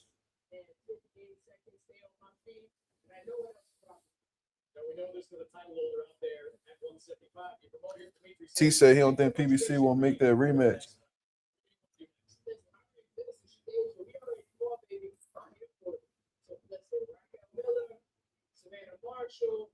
Danielle Perkins calling out Savannah Marshall,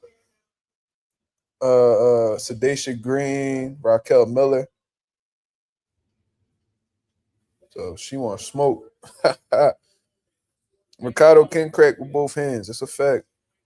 And it don't even look like he be trying to hurt these dudes. He just runs them into sharp shots. He's fast too. Like Tito got a lot of tools, man. He could give Frank Martin a difficult fight, but considering that Tito has to see somebody like Frank, the opposite could also be true. Jay said, I got Tito stopping Frank, judging off last fight. See? Now, with you saying that, there might be some recency bias involved, but regardless, that's how you feel, right? Maybe that's how the way PBC feels. You think they're going to throw Frank into the fire? No, not at all. If they feel how the way you feel, you think they're going to make him rematch Nair? So the same thing could probably happen again.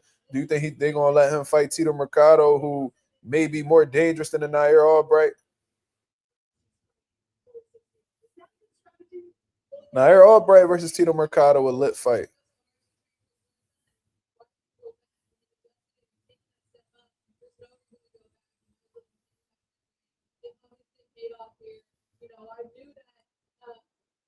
Damn, Danielle Perkins got her shit rocked for her. Danielle rocked her shit. She like she got hit by a fucking bus. Atif Oberlton is next, y'all. Let's get it on. Let's get it popping. I got Atif Oberlton knocking out Joseph George. Can't trust a nigga with two first names. Come on, man.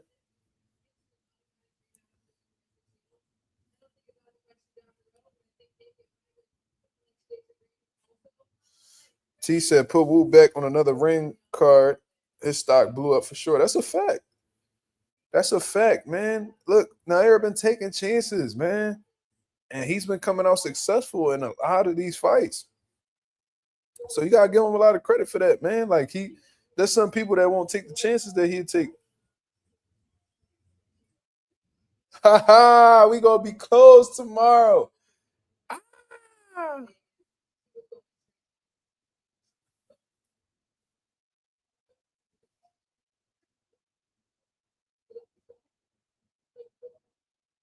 The zone having some technical difficulties right now.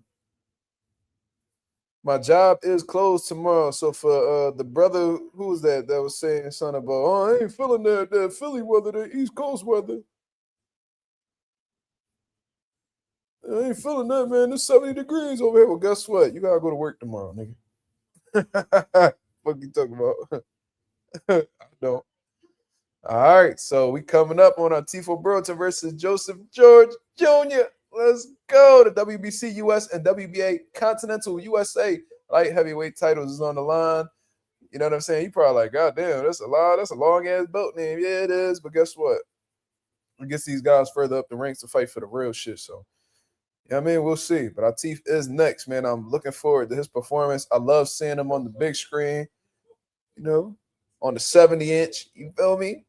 So it's on. It's on. T said I gotta work. What part of this? Where you from again, Teach? Let me know. What part of the states you in? If you even in the states. Let me know. Let me know.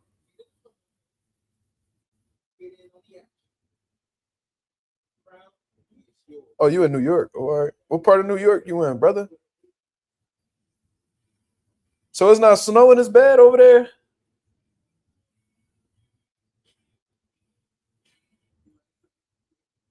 What? So New York said no cars, no car warning in the street, but the trains are working. How the fuck them niggas on that work for the trains gonna get to work? The motherfuckers that drive the trains, how they gonna get to work?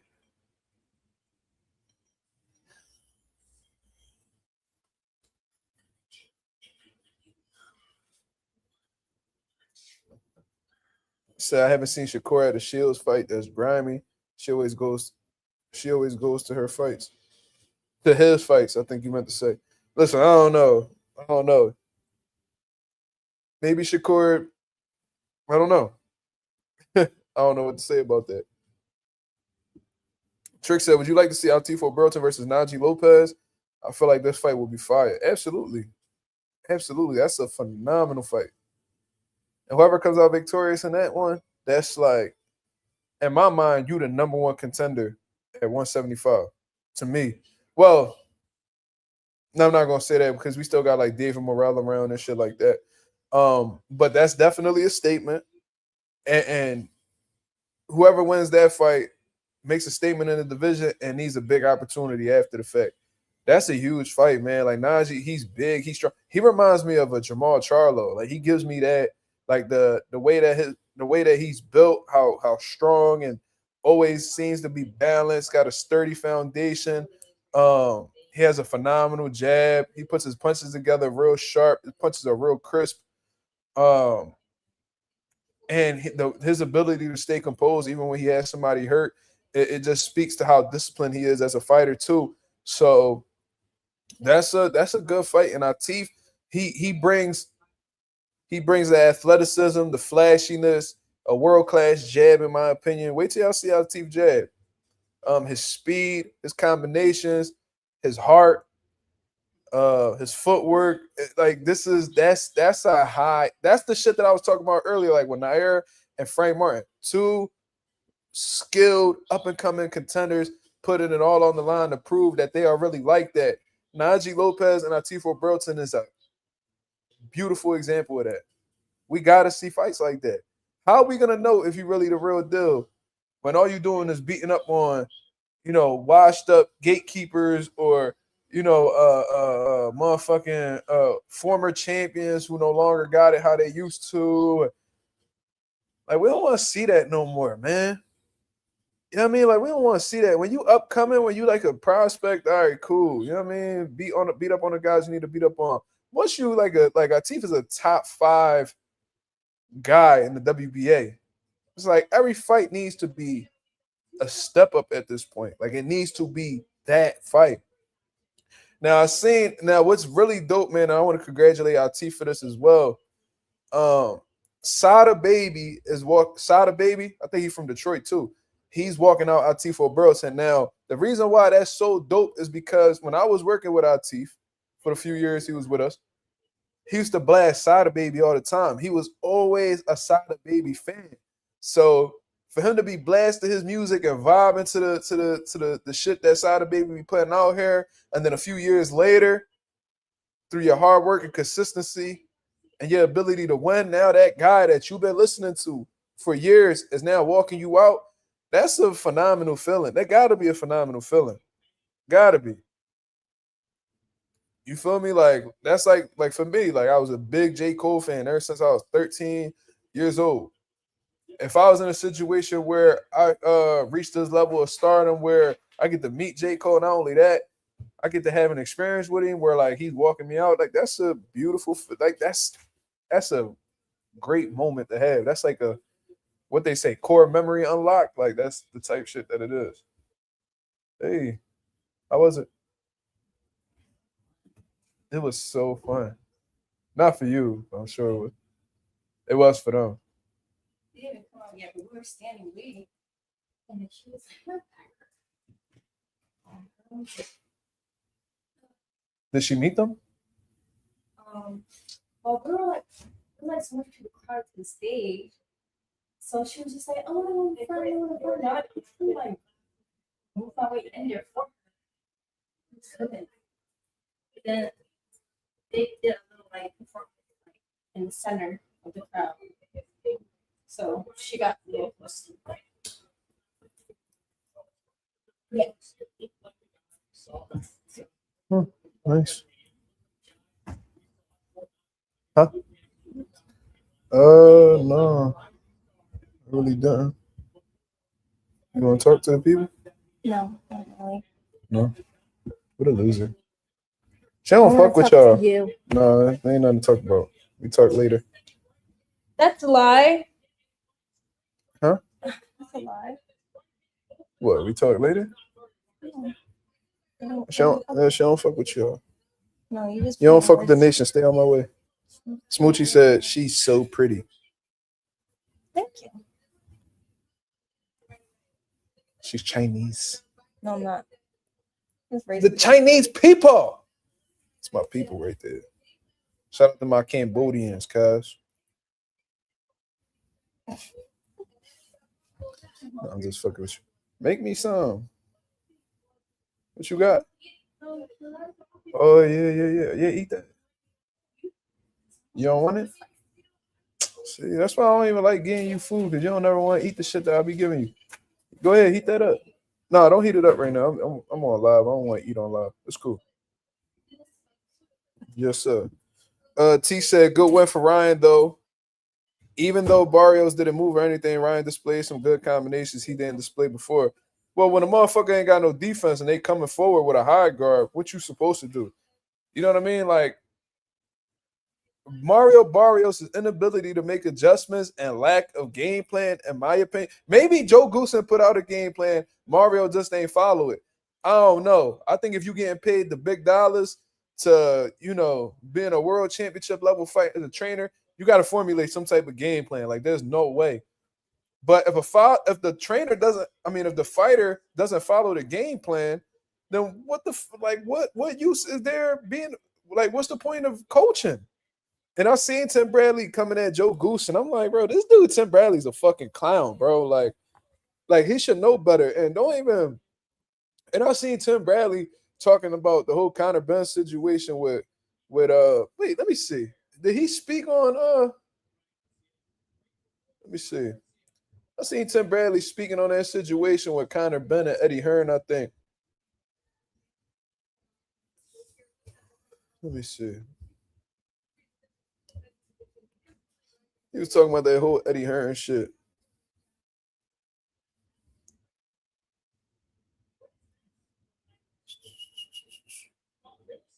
Never mind.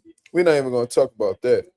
But let's go ahead and speak about him disrespecting Joe Goosen.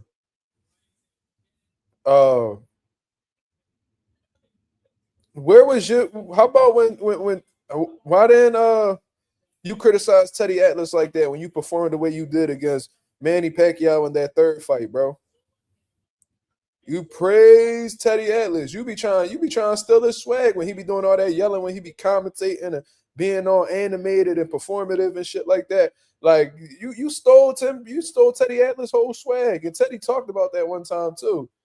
You be definitely taking his swag, but you was with why you ain't sit there and shit on Teddy Atlas when you got your ass whooped by Pacquiao in that third fight? You know what I mean? Fuck out of here with all that. Then I know, bro, you've been in boxing, so you know that trainers could formulate game plans and fighters not follow through with it. You feel me? So it could have obviously been that opportunity. You talking about smacking Joe Goosen throughout, if I wanted to smack him through the screen. Like, what the fuck is you talking about, Tim? Shut the fuck up, bro. Shut the fuck up. You need to be talking dumb. Tim need to be told that shit more often. You sitting here just trying to clown on niggas all the time. Shut your goofy ass up. Why you ain't listen to Joel Diaz game plan when Provodnikov was rocking your shit? Stupid ass. Since you just want to put everything on the trainer. Atif Oberlton is about to make his walk. Shout out to Jimmy Lennon Jr., my favorite ring announcer all time. He pooped.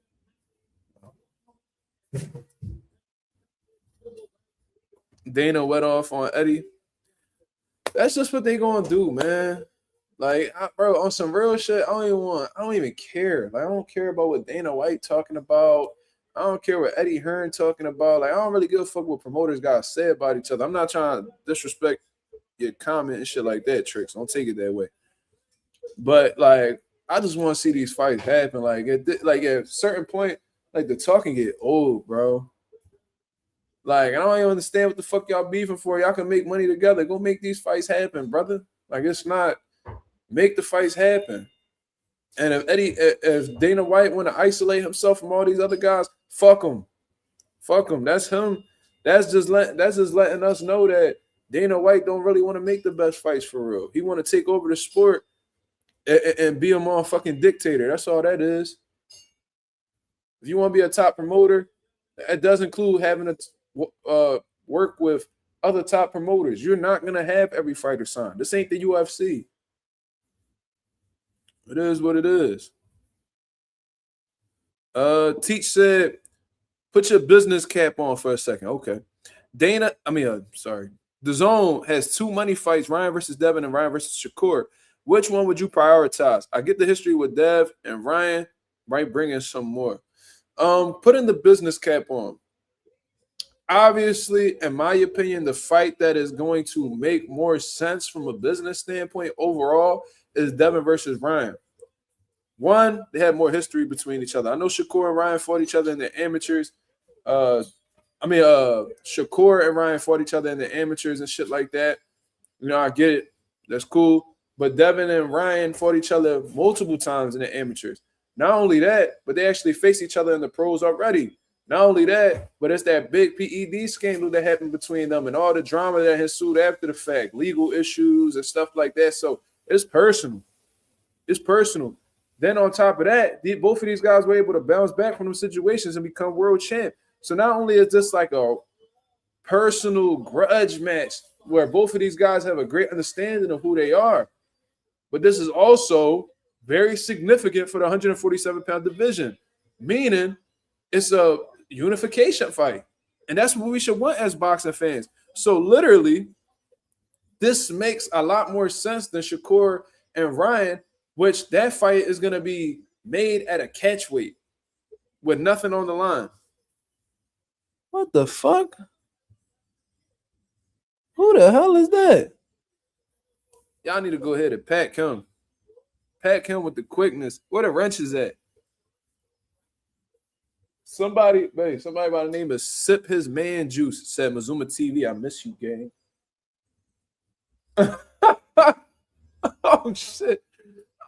Oh, shit. Get that nigga up out of here. Bro, you got me confused, brother. You must got me confused with Josue Vargas' son. I know they be saying we look alike. You must be talking about Josue Vargas.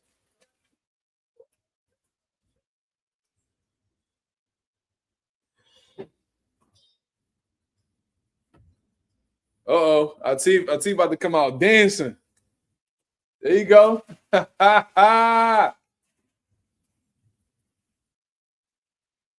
Is he walking out with Sada Baby or no?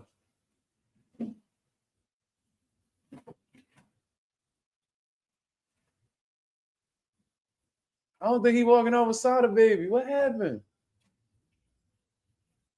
I don't think Sada Baby showed up.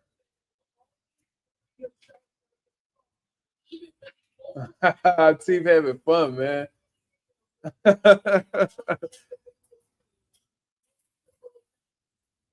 Oh no. Yo, the trolls is in full effect, man.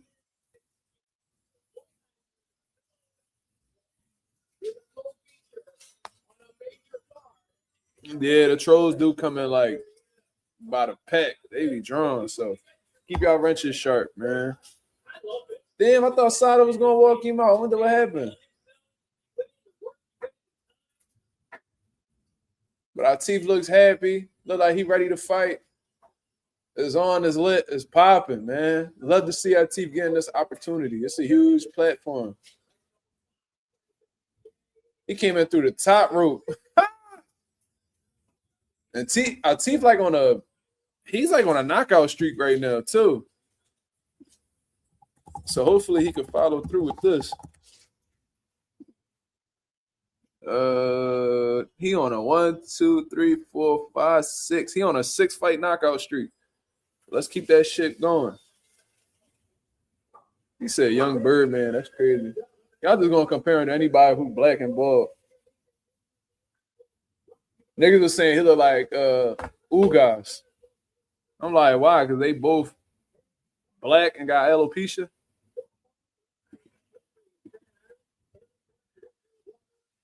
Justin said, good card so far, back-to-back KOs. Yeah, exciting fights too. What the hell? Yo, somebody cream by any means. Nigga said, Mazuma TV, can I get a bite? I know. They said we ain't got work. They closed. So I gotta get up tomorrow and shovel. They said Fredro Star. Oh my god. We ain't gonna be playing with my man though. First of all, that whole joint broke. All right, let's go. Let's go. Let's go. Let's go. Shout out to the 27 people that's in the building, man. For those of y'all who just coming in, well, 28 people at this point. Shout out to everybody that came through on the live last night and saw me at the studio chopping it up with my guy Derek, Vreese, and David. You feel what I'm saying? It was a great live. I really enjoyed it. Hope you guys enjoyed it as much as I enjoyed doing it for you. They said, damn, the freaks come out at night. Yeah, that's a fact. You know, a lot of people, they got this weird attraction to me on YouTube. I don't know what it is. A lot of these dudes be like a little funny. They be going that way, and ain't nothing wrong with that. But, you know what I mean? The way that they be handling it be kind of crazy. Like, they be making fake pictures of me and just super weird, bro. I don't know. They got a weird obsession with me. They must like how I look. Look at our teeth, man. Ah. That's the guy I used to work with a few years back. What you mean? No, he trained he used to train with Sharon.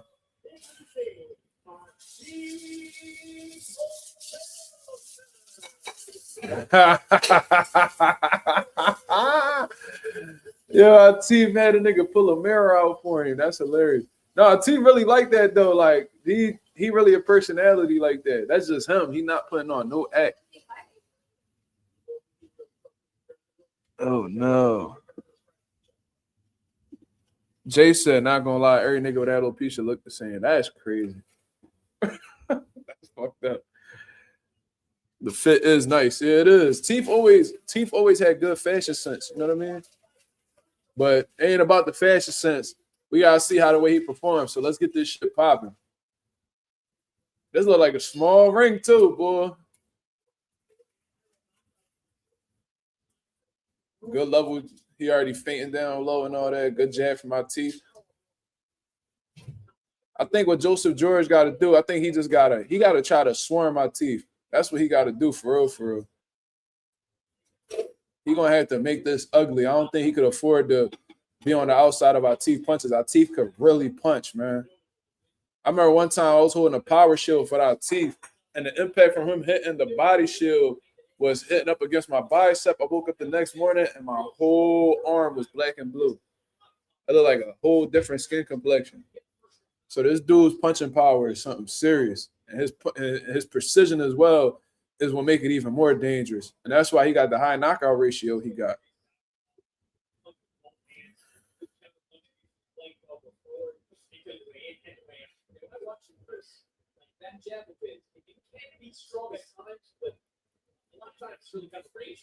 So Joseph George definitely trying to establish himself. He letting the power shots go. He hasn't been able to hit Atif clean yet, but Atif is staying composed, is keeping that jab on George. And it's like they battling for positioning. Joseph George trying to get inside. Atif is trying to keep him outside. So that's what it is right now. Good jab. The speed on Atif's jab is phenomenal. He's just keeping the range. I think he's waiting for what Atif is doing is okay. Joseph George just slipped. What Atif is doing, he's what? What just happened? He's like wincing in pain. I don't know what happened, but I think Atif is he's jabbing right now. He's waiting for Joseph George to overcommit so he could counter him. But Atif got to bring them hands up, man. He's whistling hooks by Atif, and he's just missing by inches.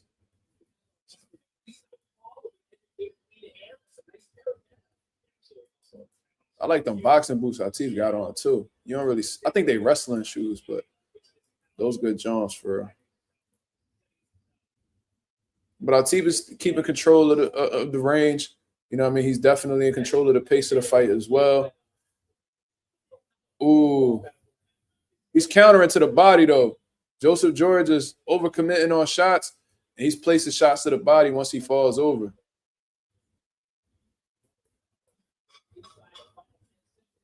These feints Atif doing is hilarious. Dude's funny, man. Good first round for Atif Oberlton. He definitely was in control. Great jab. Wasn't landing those counters too clean, but they still were making impact, still hitting his mark. I didn't really see Joseph George laying any clean shots, so that was definitely Atif Oberlton round. So he looks good. He said this nigga started crawling. Joseph, damn, just what the fuck? What happened? What happened with Joseph George? He just collapsed in his corner, bro. What the fuck just happened?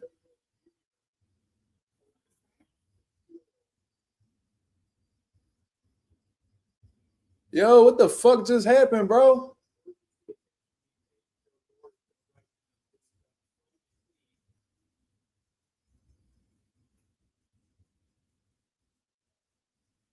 What the hell?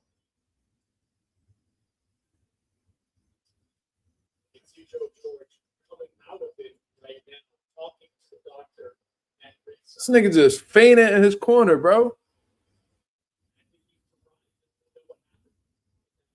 What the hell? I ain't never seen no shit like that in my life. He ain't even really get hit clean by Atif. What the fuck was that?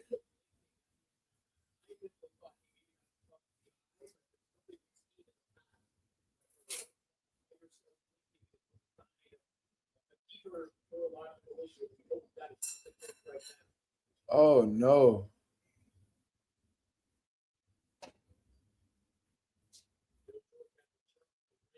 Oh hell no. This fight gonna get stopped. They stopping this. Bro, Atif didn't really land nothing too crazy. That's the crazy part. So it's like, the fuck is going on? And they zooming out because there's probably something real serious going on with Joseph George. They don't want to show you.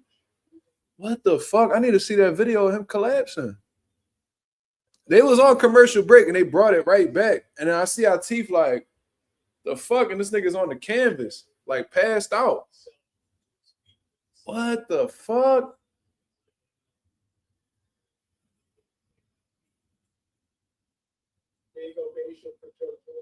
Okay, I guess Joseph George showing here. What the fuck was that?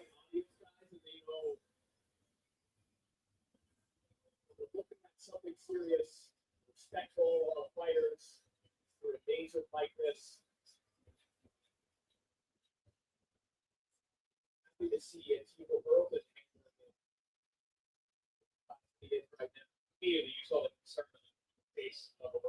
Yo, Joseph George don't even know what happened.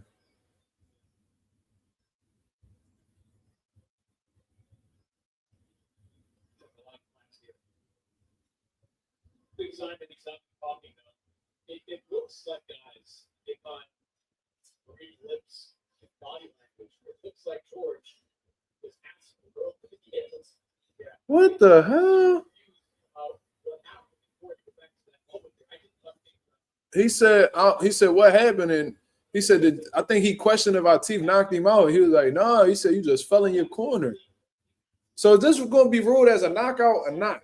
That's what I want to know. It got to be ruled as a knockout. If he retired in his corner, that's a knockout. So the crowd vibing to Meek Mill, they don't care. Nah, but all jokes aside, damn, yo, that sucks, man. Yeah, I know. I could read the lips. I was reading the lips. He didn't know what the fuck happened.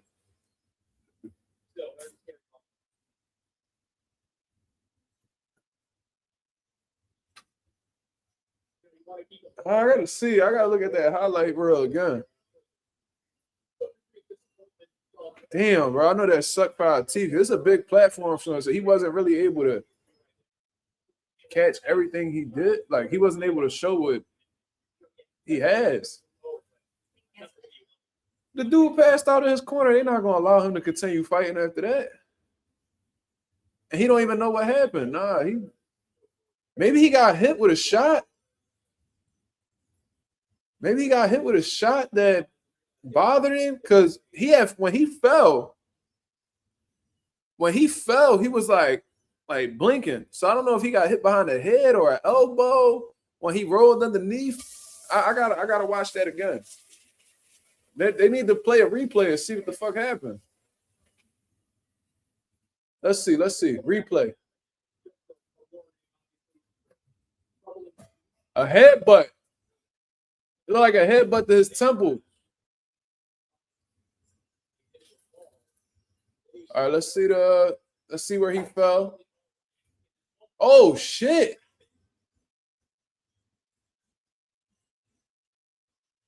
Yeah, that's some scary shit, bro. Delayed reaction to flash of heads before that slip.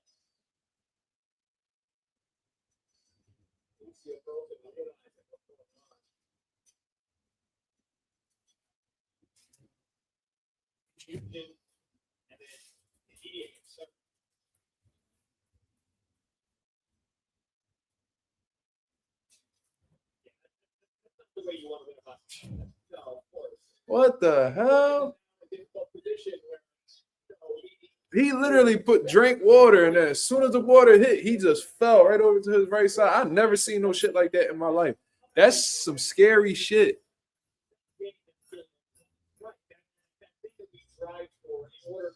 What the hell?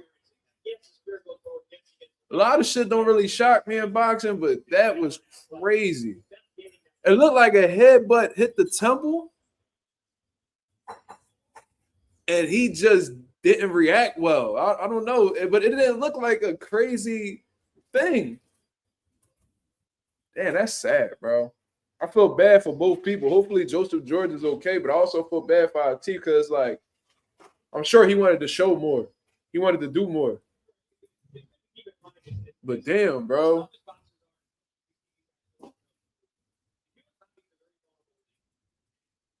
What the hell?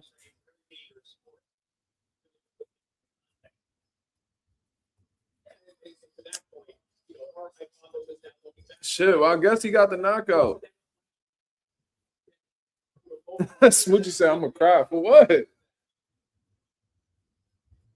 I guess that's considered a knockout, right?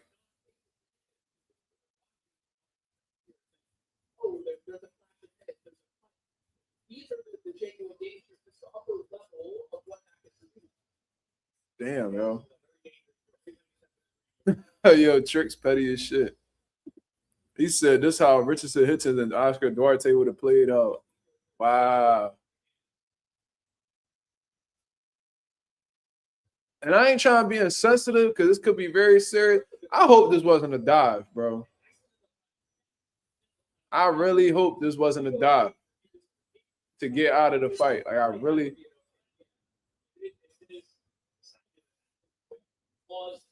What the hell?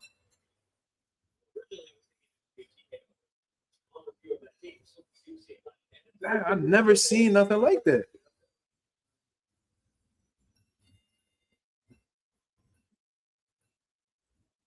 Well, I guess I got my $100. Yeah, that counts as a KO. If you retire to your corner.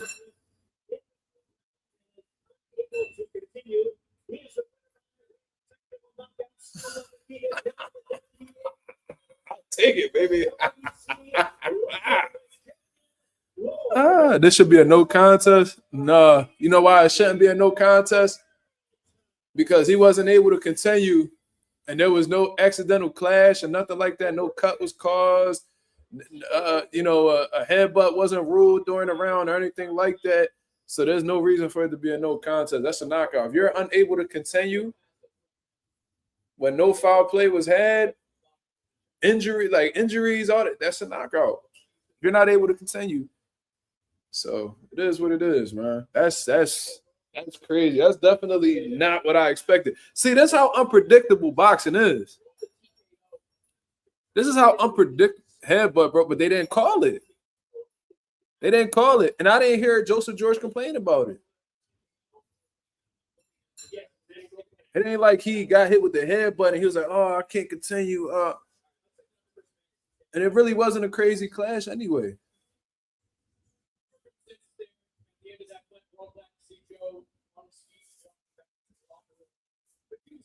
In the moment, what happened there? It seemed like there was a slight clash of heads between you two before he went to the canvas. I don't know. I just know I was being defensively responsible, and if he fell in and like headbutt happened, I just know I avoided the shot, so I don't see where I would be able to fall in. I'm glad they got up on his feet and they still okay. But you want to run it back, I'm a true champion. You know that we can do however we want to do it. But I'm just happy that he's okay. You went over there after he got to his feet. A brief conversation with him. What was that conversation? Like, I got a love for you, bro. Like, it's cool. I just wanted to make sure you were safe, That was that the Warriors, but we want to be there. In the sense that he was aware of what happened in that moment? No, I'm not sure. When I went over there, he was like, stuff like that. Looking to put on a show, to get back in the ring very soon. What kind of fights are you looking for over the rest of this year? No disrespect. Shout out to AB Twin. But hey, Pop, I ain't got no hair. I got a body. So, Pop, you hit me my mirror real quick. I'm still pretty. I'm looking for all the fights. I want to give a big shout out to Win Records, Win in the building. What's up, baby? We're bringing hip hop culture to the sport. Shout out to Dimitri Salidas. Shout out to KG Promotion. Everybody that put this together. I'm right where I need to be. I know I'm a superstar. I'm in front of the world. I'm going to keep y'all exactly what y'all want. And you're looking for in this weight class? The only name I'm looking for is mine to be on the top of that list. And that's the World Championship up. So if anybody need to get it, they can come get it. Appreciate it. Thank you. Hey, and another thing. Detroit. My outfit was inspired. Hold on. Let me show you another real quick. My outfit, I designed it. Shout out to Lumbers Design. She do all my outfits, but I designed my outfits. And I know Carhartt originated in Detroit. You feel me? And on top of that, I got the Detroit fan on. Celebrate because of vacant. He said he had a death in his family. So I just want to reach out and show bro some love. Love you, South. Love you, Detroit. Hey, I said this shit over the floor. So much, Chris. Let me see if I got that bet. It does count as a KO because he didn't make it out for the following round.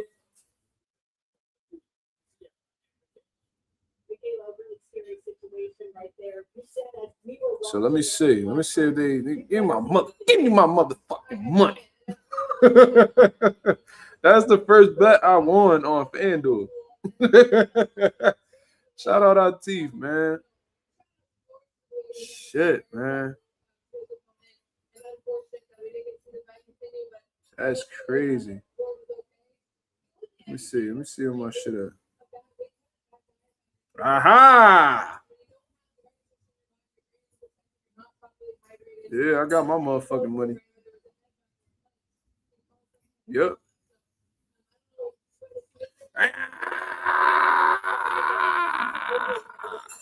Motherfucker. Yes, sir. Not bad.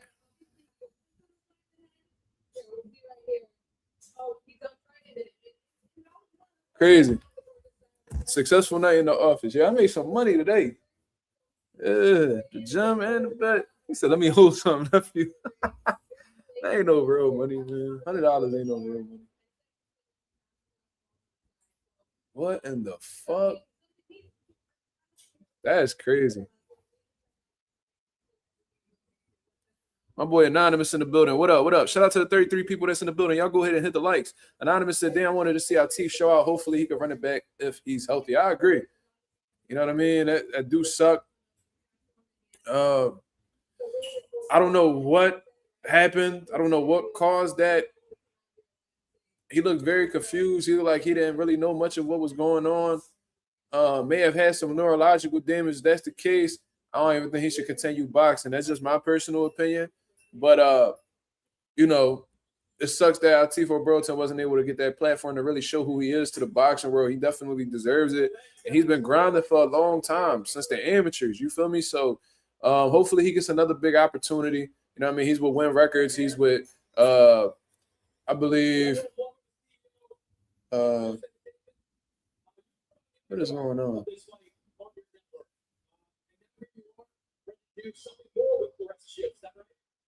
That's correct. All my baddies in the building. Make some noise if you're a baddie in the building. I love it. Yeah, I don't know what's going on with that. Alda Powell said my nephew made $1,500 on Ryan fight yesterday. Damn, that's crazy. But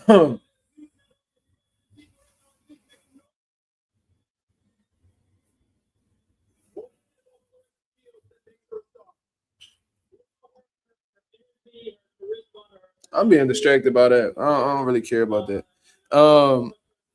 So yeah, I hope Atif gets another opportunity to shine on this platform. You know what I mean? He would Win Records. He would, you know, King's Promotions, and I think maybe Salita's involved. I'm not sure, but regardless of the situation, that was really crazy what just happened. I still don't have words to put together to really say how I feel about that. That was very unusual. That was shocking.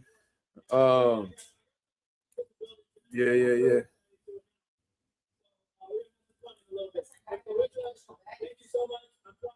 You know?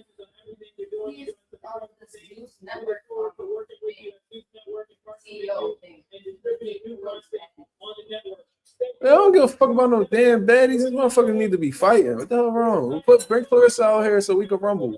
Fuck. Nobody give a fuck about that ratchet shit. Who the fuck is this? What is this hoe?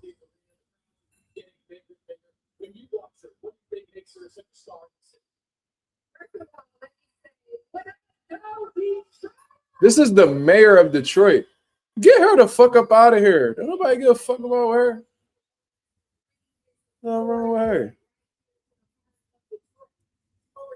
Oh shit! I got my YouTube money too. I got money coming in everywhere. Ooh wee! Ralph said my shit had froze. I thought Atif had slept in my first. That's why I was so confused. I was like, did this round just go on during the commercial break? I was confused as shit, but I seen this cornerman there, and I'm like, what the fuck? Yeah.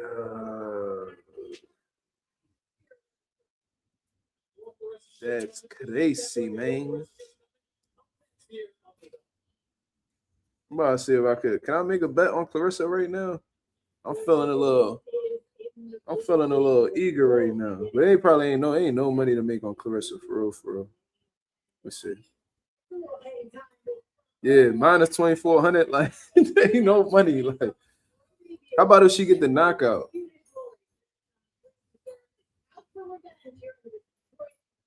It's plus 320 that Claressa gets the knockout. T said the mayor is a baddie. I give her this work. That's crazy. She a baddie? Y'all niggas tripping.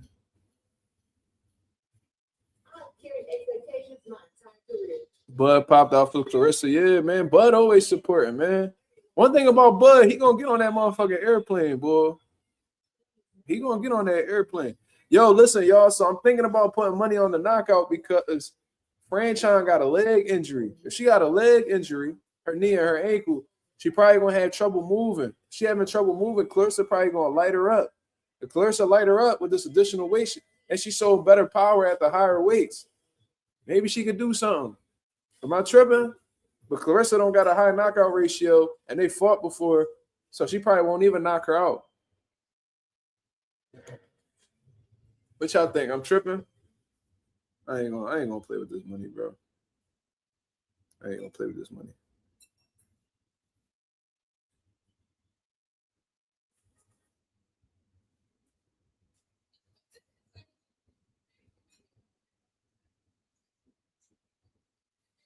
Yeah, she gonna be there to get lit up, but can she stop Franchon though? That's the question. Can she stop Franchon? Probably not. Probably not.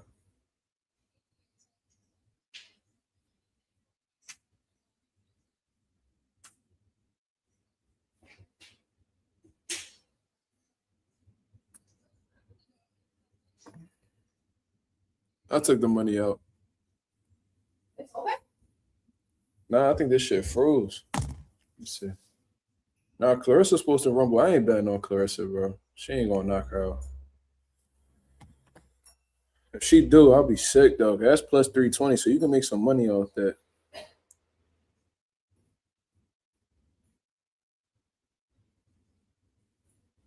It's definitely possible, but is it possible enough for me to want to bet on it? I don't want to get too eager. I already took the money out. It's cool. So I'm gonna go ahead. Plus 320 though. That's a bit enticing. I ain't gonna lie.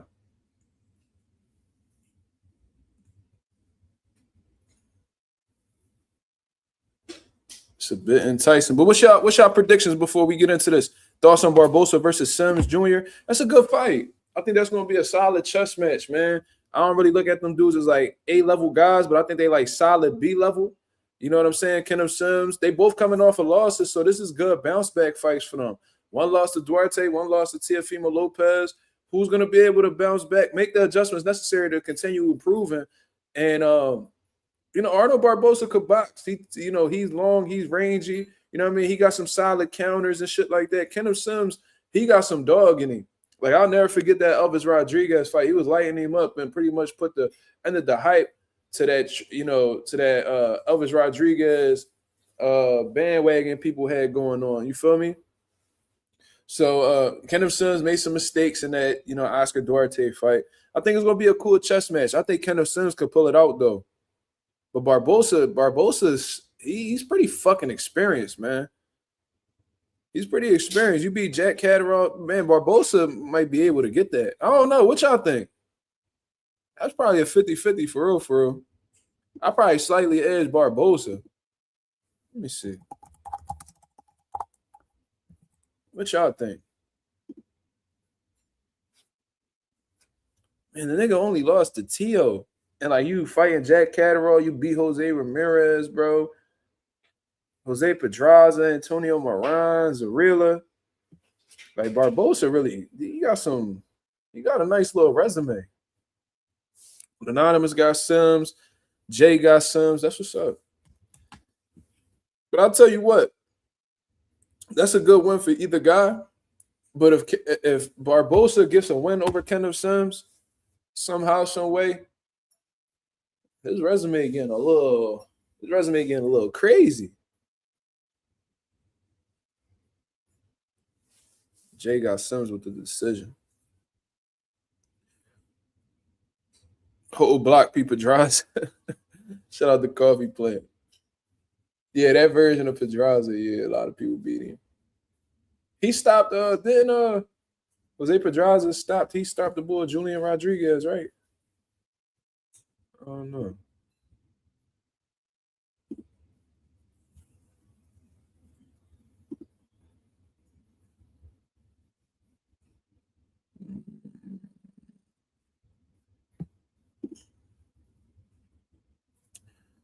But let's go ahead and I guess we're gonna get into that Claressa Shields fight soon. I feel like this shit gonna be a shootout, man. I think Franchon gonna bring that pressure. She angry right now. She ain't like how that shit went down at that weigh-ins yesterday.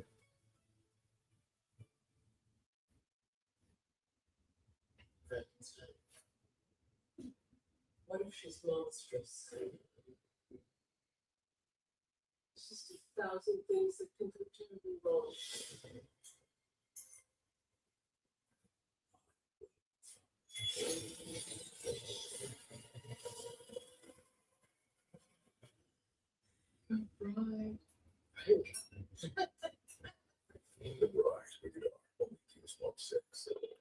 Let me know y'all predictions. Claressa, again, that decision. What we thinking? What we thinking? Next year in Detroit, it's our main event, but we've got some big fights.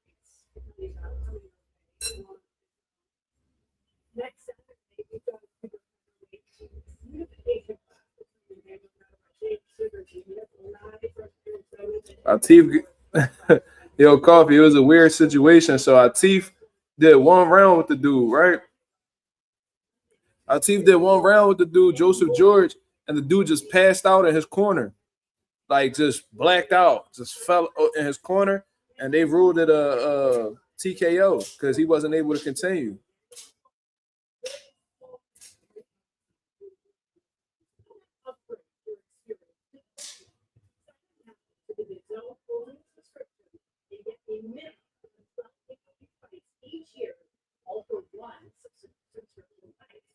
Our main event is minute delay, so there's wristbands with a breakdown. You got to see the video. I'm sure that shit gonna be on Twitter somewhere, bro. Go look at it. In combo, it's a word you might choose to describe Claressa Shields' resume. 2 Olympic gold medals, 18 major world titles, a champion across 5 divisions. Only 2 fighters have earned undisputed status in 3 weight classes. Confidence 1, but Shields is the other. Challenge combo. So much so that Shields has had to turn to familiar foes. It has been 10 years since Shields. What's y'all predictions, y'all? Let me know what it is. Let me know what it is. Shields swept that forward suitability. He'll meet again at heavyweight, with many experts predicting a similar result. Cruz-Dezurn, though, sees different. She isn't as accomplished as Shields, but she is accomplished. 2 reigns as world champion, undisputed at 168. In 2023, Cruz-Dezurn altered the GWOAT unanimous decision. Claressa unanimous. Been saying Atif gonna be a problem. Yeah, Coffee been calling it. We know what it is, bro. We know what it is. He said Atif won via unconsciousness. Yeah. To Shields, Cruz-Dezurn is an opponent. To Cruz-Dezurn, Shields. Hold on real quick. I'm gonna mute this real quick.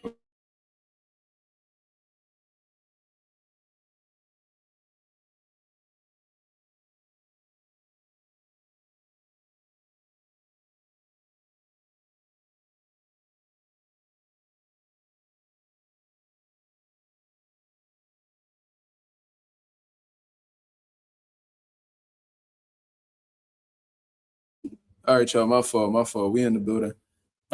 Trick said, did you see that face off with David Benavidez and Zordo Ramirez?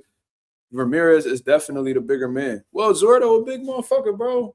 He a big motherfucker, bro. He was big when he was at 168, 175, all of that. And plus he's had more time to, acclimate to the cruiserweight division. You know what I'm saying? But David Benavidez, he may be smaller than Zordo, but that doesn't necessarily mean that he's small overall. He's a big dude in his own right. So I think Benavidez said he was like 205 pounds in the last interview that he did. So taking that into consideration, he's not small. He may not be as big as, Zordo, but, he got the speed, he got the work rate, he got the courage. You know what I'm saying? And, he devoting himself to crazy camps. He's going to be locked in. He's going to be prepared. He's going to be ready for war for sure. Can Zordo keep up with the hand speed, the combination punch, and the overall volume of David Benavidez? That's what we're going to see, man. I think Benavidez is going to fuck him up, bro. I was like, yeah, I think he's going to. But Zordo can rumble, though. So this going to be a good scrap, man. But if Benavidez fucks around and he wins them titles at cruiserweight and becomes unified, that's going to be very impressive. I ain't going to lie, bro. You unify your first fight at cruiserweight, that's very impressive. You said the odds are interesting for the fight. What's the odds? Let me know what it is. What's the odds, brother? Let me know what the odds is. I didn't even look into that.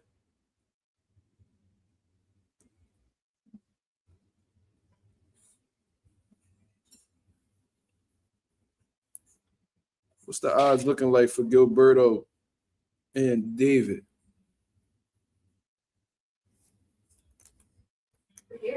Like data, clean and effective. This shit dumb loud. Y'all trying to get me in trouble with them people again.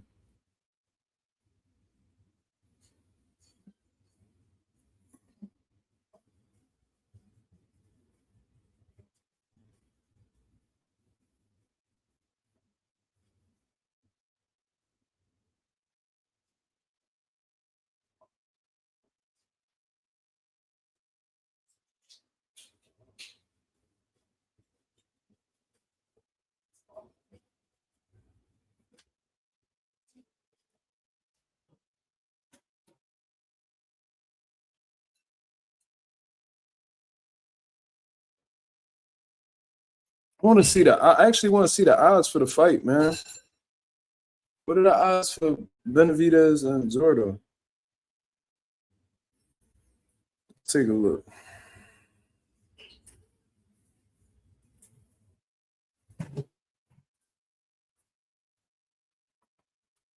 Damn, Chisora gonna be the favorite for Wilder.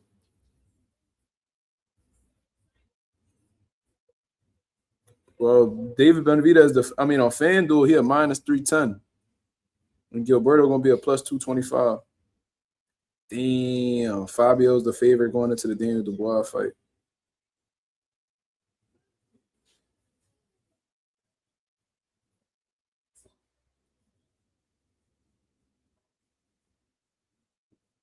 Yo, so check this out. I didn't even tell y'all. I reached out to Tito Marcado earlier today, and I said, yo, bro, what crossed your mind when you saw Frank get rocked like that? I said, Albright done fucked up my fight with Frank. Yo, this dude funny as shit. I said, Albright done fucked up my fight with Frank. I will put Frank to sleep.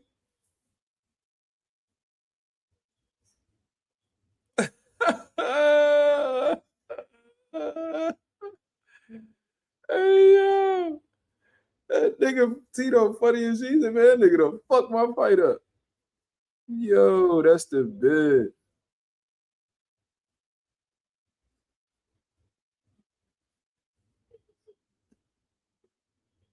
That's the fucking bid. But anyways, we're about to get into this fight, man. They taking a whole lot of time, man. They taking a long ass time to get this fight going. What the hell? What time is it? They probably wait until like 10:30. I ain't mad at it. 7 minutes. Oh shit, man. Any topics y'all want to talk about in the meantime, man? How we feeling? Shout out to the 20 people that's in the building. We had as much as 40 people on the live so far, so thank you very much. Yeah, Trick said Tito never holds back on how he feels. That's a fact. That's a fact, man. Yeah, he don't bite his tongue for nobody. He just one of them type dudes. You feel me? So it is what it is. Gary Russell, what about him? I didn't get to rewatch the fight, man, but Gary Russell definitely had some trouble with Hiroka. I thought that in those early rounds when Hiroka was, keeping him, at bay with the jab and, like staying out of range and stuff like that, I think that allowed Gary Russell, just like I said, and I said that defensive tendency was going to be beneficial for Gary. Gary was able to, land some good, counters on him. When he had him against the ropes, he was punching in combinations, which he was piling up the rounds from there. But then Hiroka, I don't know exactly what it was. I don't know if he felt like Gary was slowing down or whatever the case is. But then he started to pick it up on Gary. And I ain't going to lie, them body shots look they look devastating, man. Those body shots look devastating. And, much credit to Gary Russell for enduring them body shots. He's definitely well-conditioned. He's tough. He's durable for sure. But them body shots definitely had an effect on Gary. And, to just give Hiroka 3 rounds is kind of crazy to me. I don't know, man. I gotta go back and watch it. Maybe because I was dealing with a lot of things simultaneously. Like I'm trying to keep up the conversations. I'm dealing with the producer in the background. I'm talking amongst the guys, and we talking about different topics as the fight is going on. So maybe I didn't have like the clearest mind watching the fight. So maybe I ought to go back and watch it. because Bella Faye was like, oh, he's, Gary's winning clearly. And then I seen, Shakur Stevenson say the same thing. So I'm like, all right, you know what I'm saying? Maybe I'm tripping. You know what I mean? I don't know. It must have been something that I was missing. But Gary definitely got heart. He tough as a motherfucker, for sure. And he got some good tools, man. I love Gary Russell's, and I like his pressure, his athleticism. What stood out to me a lot was his hand speed, man. He got really good hand speed. So I like what I saw. I see this tow truck parking in front of my car. Trying to figure out what the fuck going on. He just parking. He ain't on nothing. But yeah. So we just sitting here waiting. He said you like his brother's coaching too. I mean, that's quality coaching. Gary, Mr. Gary Russell, that's an experienced brother right there. He was one of the best amateurs during his time. You know what I'm saying? They did some historic shit in the amateurs, the Russell brothers. And that man, at one point in time, he was like the longest reigning world champion, during his tenure. For a while, he was running that shit up at 130. As soon as he lost to Oman, he bounced back, became champion. Mr. Gary Russell did some good shit. I think what really hurt him was the inactivity, to be honest with you. Lorenzo said I had it a draw in terms of rounds, and the point deduction cost Roca the fight.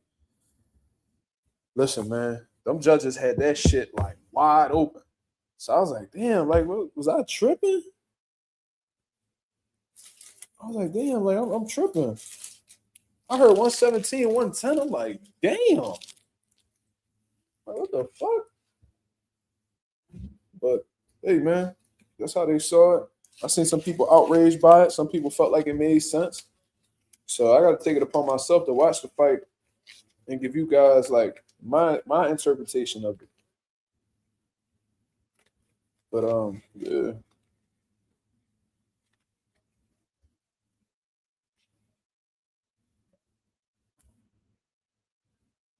Mike Cobb just said he thought Andy won. Okay, so that's somebody in the building that was there personally and felt like he won. So, if you got all these difference of opinions, then I think it's safe to say that it was competitive. You feel me? I don't really know I wasn't really scoring. Because I was, like I said, I was busy, running the show. But it could have eaten, based off of what everybody's saying, I think it's safe to say it was competitive. It was competitive.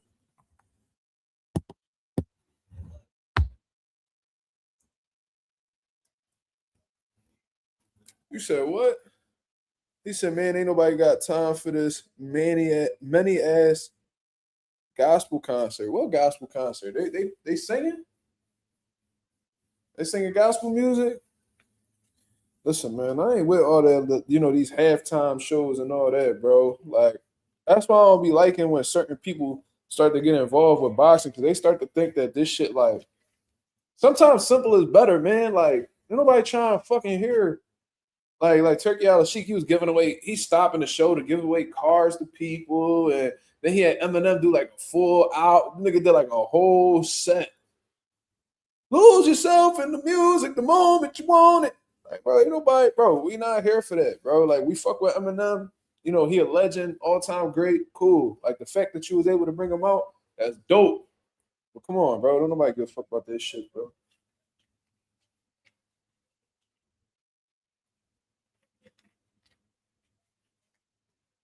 You know what I'm saying? Like, don't nobody care about that. Nobody want to hear Eminem.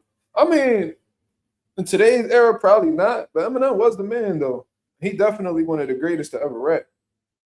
I seen Dr. Umar like, Eminem could never be the greatest. Like, Umar, shut the fuck up, bro. Like, I understand you were Pan-Africanist and all that. And ain't nothing wrong with putting your people first. I actually can admire that about Umar, but you know what I mean? You a little bit extreme with the shits, brother. Like, just because a nigga white don't mean that he ain't great at his art. You feel me? Is he the greatest? No, not at all. But just because he ain't black don't mean that he ain't got a spot in the culture. And I mean he ain't great in his own right. So only black people could be great at this rapping shit. So Big Pun ain't great. None of these motherfuckers great. Come on, bro. A lot of these rappers be mixed with Hispanic any fucking way. Fabulous. Motherfucking Jim Jones. I know he ain't no he a turkey, but you get what I'm saying. Dave East, all these niggas be Dominican or Puerto Rican or some shit. Nori. Come on, bro.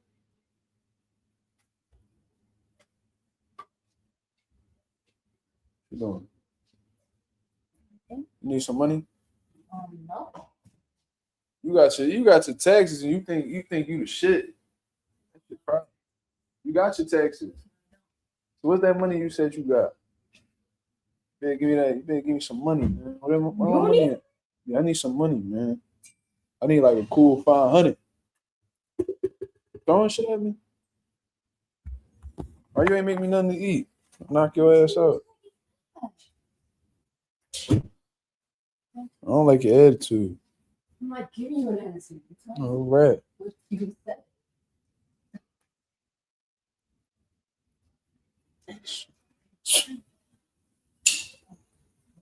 Why y'all laughing at me?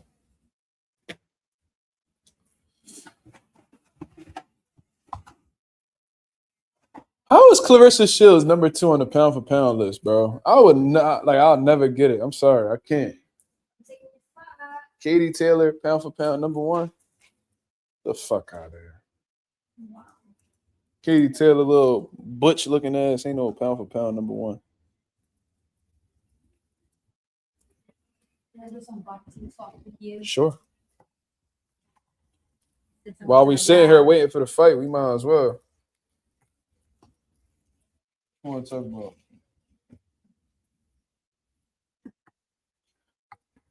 She got a text and she don't want no money from you now.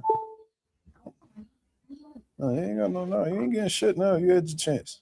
You was not gonna give it to me anyway. She hype coming out to this weak ass song. Then my fucking where my fucking phone at? Oh. Ugh. Ooh. My shit must be late then. How y'all niggas? Oh shit. My shit wasn't even live.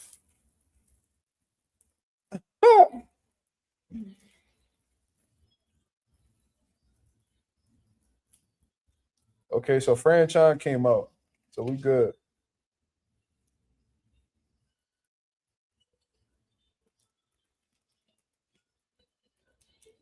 Let me get some of that. ASMR. The fuck is ASMR?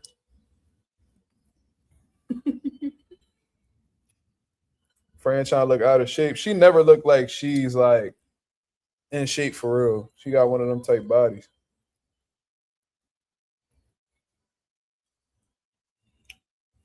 Thanks. Keep it real, Claressa don't be looking like she in crazy shape neither. She be having a little stomach, ass all crazy, legs all big.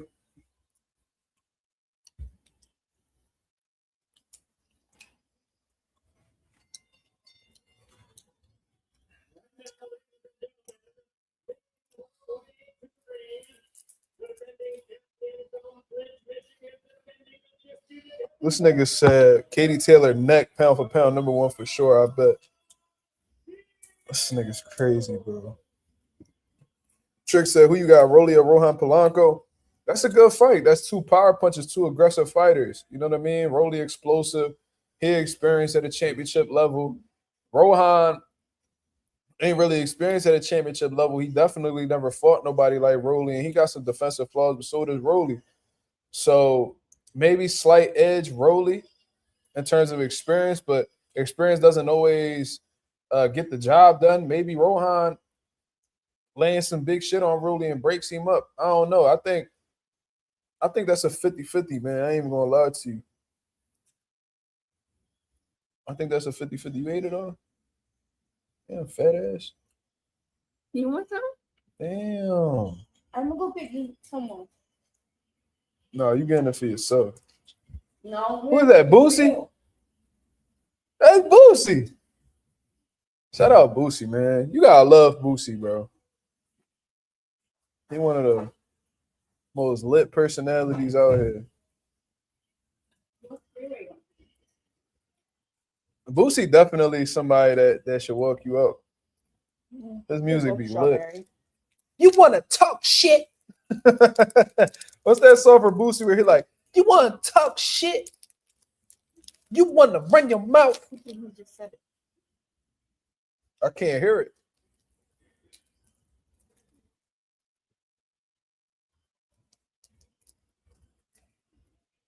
Yeah. Where is this? What the hell? Oh, I bit into the motherfucking plastic. You set me up. Roll it, man. It's a roll up. You want to talk shit? You want to run your mouth? ASMR. What is that? What is this ASMR shit you You know talking the about? videos we make it and we just make the sound. What's cool about that? I There's don't the mic to understand. this laptop. I don't know.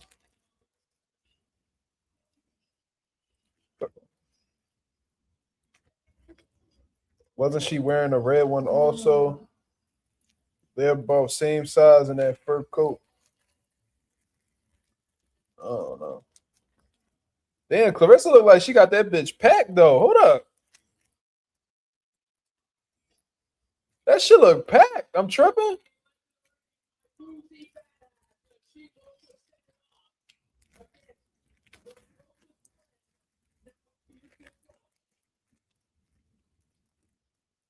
Boosie borrowing Claressa a fur coat. She definitely did have a coat like that though. She always got the Troy sold out. Damn.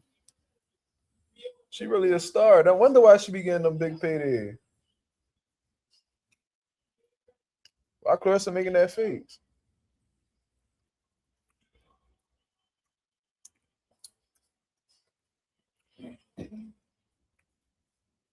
Why is she making that face? She's saying, wow, maybe it's the crowd.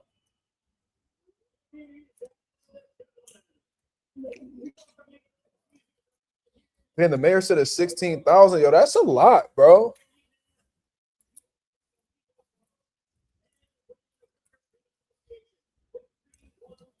That's a lot of people, especially for a female fight. Like, niggas not doing that.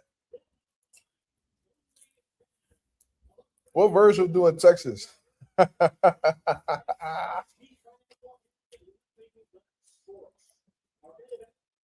Yo, Boxer, you messy. He said Boosie borrowing Remy Ma coat for sure. That's crazy. Y'all some messy niggas, bro.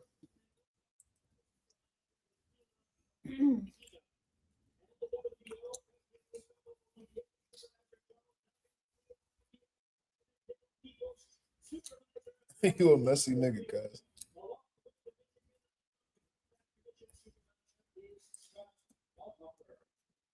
Shout out to Jimmy Lennon. Oh shit, hold up, man. All right.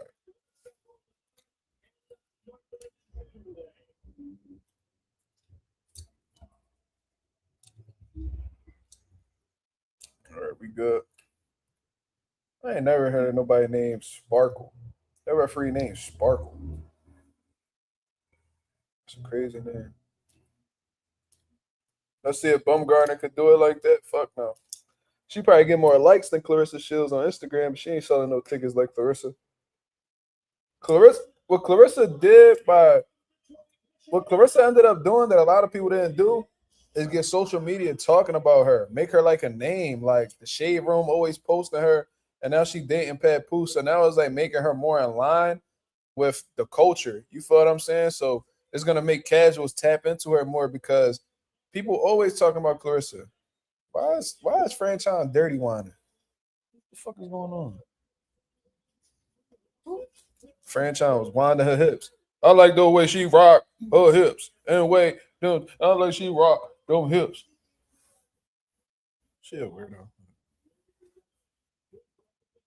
ASMR. ASMR.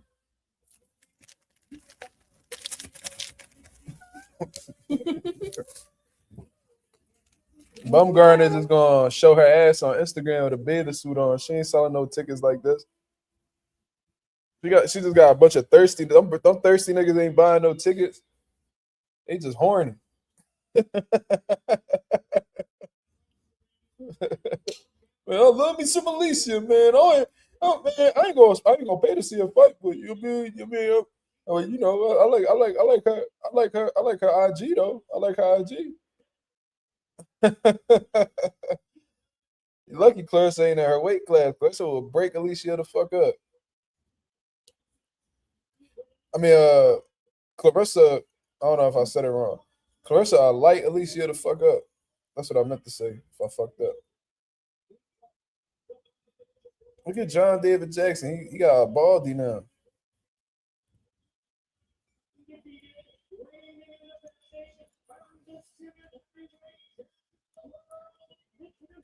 One thing about Claressa, though, she gonna take that motherfucking weave off when it's time to rumble.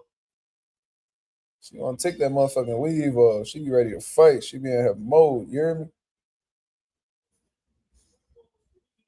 She still got that T-Rex in her. If you know, you know. They used to call it T-Rex.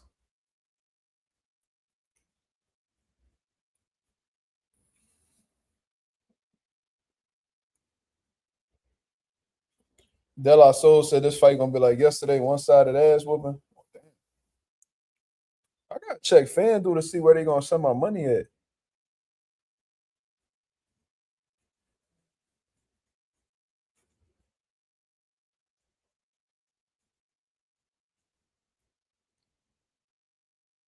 Do I have like my information on here or what?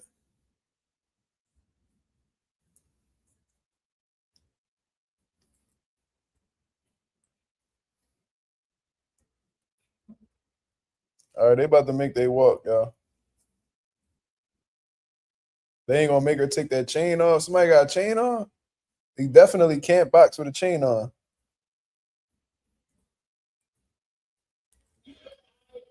Oh shit! See, I told y'all Franchon was coming out swinging. I told y'all Franchon was gonna come out swinging. She ain't playing with Claressa. Yes, sir. I told you she was gonna get emotional. Oh my god, what the fuck?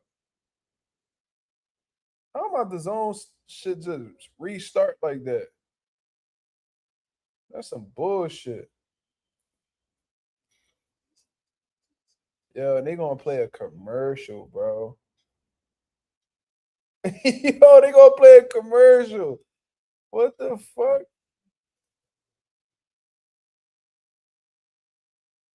Yo, the audacity.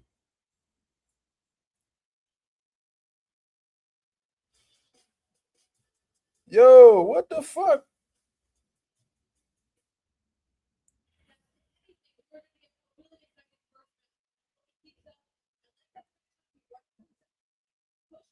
Franchon really got love handles though. That shit wild. She got the love handle underneath the armpits and shit. Yeah, look at her knee. She got that. Oh yeah, they rumbling for sure.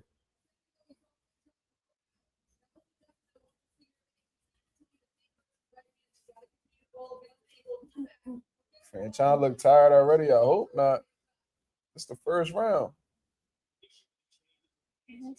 She really do got a chain on though. Why they letting her with a why they letting her fight with a chain? What you say? Yeah, that's cool.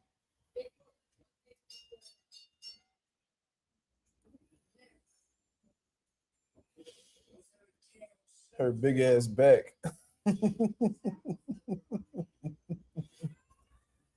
Yeah, y'all be talking crazy.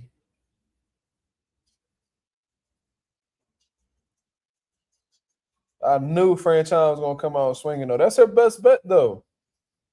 That's her best bet. Bro, why is it mute? Why does it keep doing all this weird shit?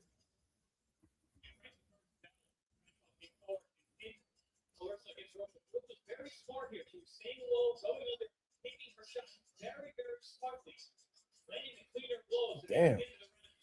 Loading with both hands. Excellent opening round, especially Garcia. Claressa be rumbling for sure. Why did that surprise you though? Franchon was pissed.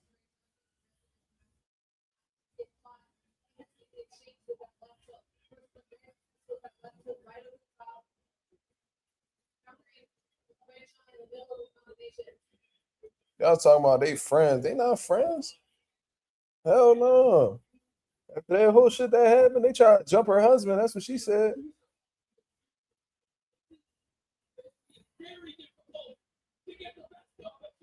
Claressa hands so fucking fast though, bro.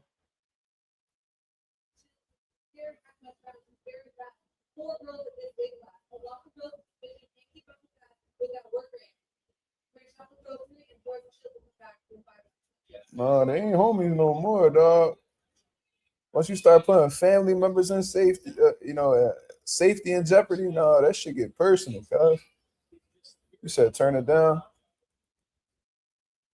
I turned it down. I don't want no smoke.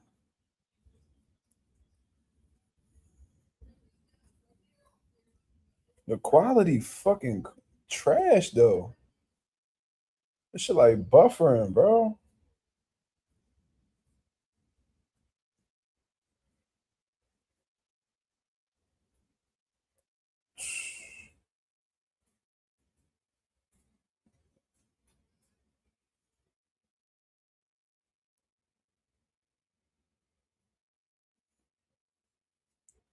Damn, Franchon getting tagged though.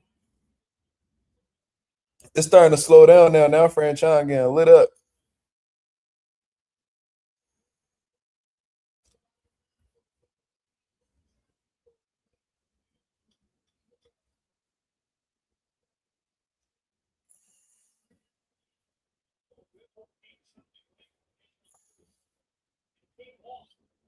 Damn, she had Claressa with some right hands. Better chill out, Claressa. She gassed herself out. We'll turn the heat up. Fighting at Morales concert. Yeah, they turned up. You said it's choppy as hell, and I'm on the zone. I'm on the zone too. So it's not me then. It's just what the fuck they got going on over there.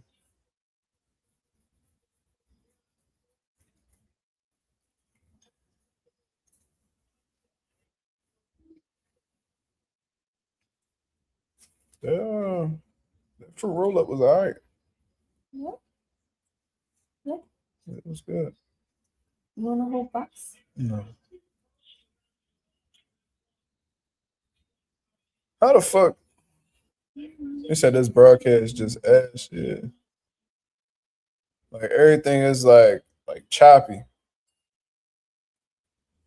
Hate this shit, bro. This shit a pet peeve of mine. Huh? Today, tomorrow, Wednesday, Thursday, Friday, and Monday.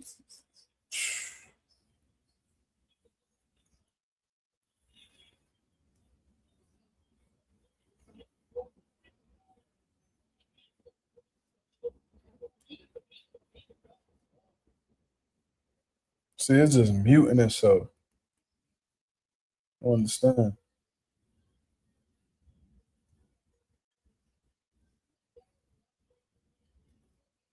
Franchon built like she got kids. She gotta have kids.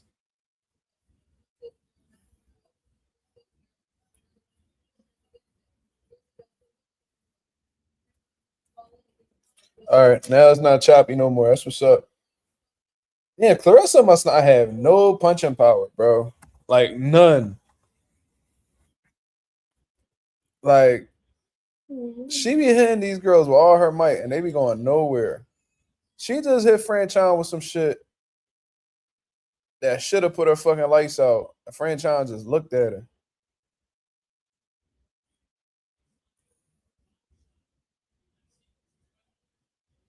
She be throwing with all her might too, bro.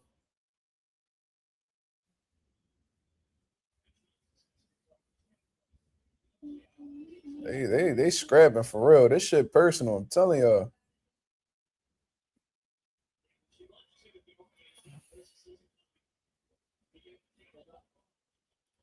Oh shit. Yo, Claressa might get the knockout if she keep hearing with clean ass punches like that.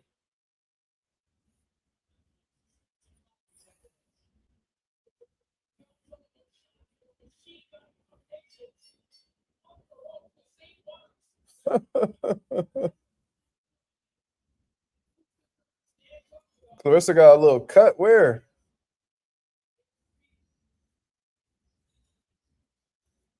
I gotta see that. I ain't see no cut.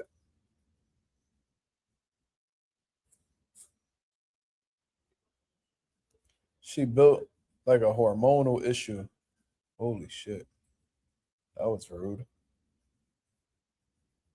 Being built like a hormonal issue is crazy.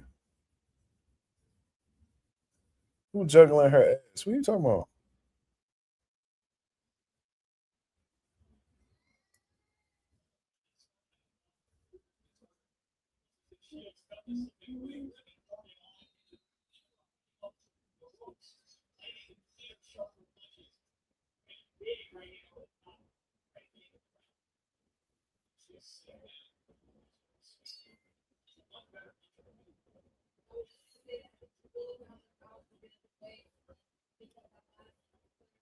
You said Cruz going down in 6. Okay, Bray. I'm gonna keep that prediction in mind. It's the 4th round right now. And Claressa's hand speed is really the difference. Her hand speed and her work rate, and she's landing the cleaner shots on Franchon. Franchon is trying to load up on big shots, but Claressa is quick enough to see them, and she's reacting accordingly. On the defensive part. And Franchon, she definitely bringing that dog out. She's trying to fight her best, but Claressa just got a little bit too much for her. But she's definitely trying though. She giving it all the effort. Claressa just landed a good left hook. Franchon just landed a good right hand. Claressa doing some heavy breathing too though.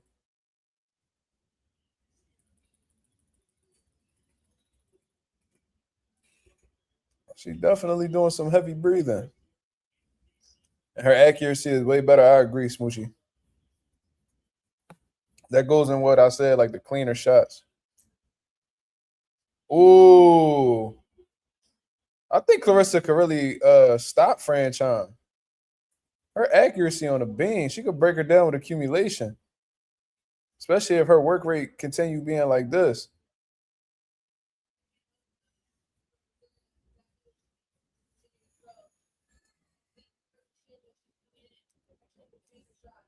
Ooh.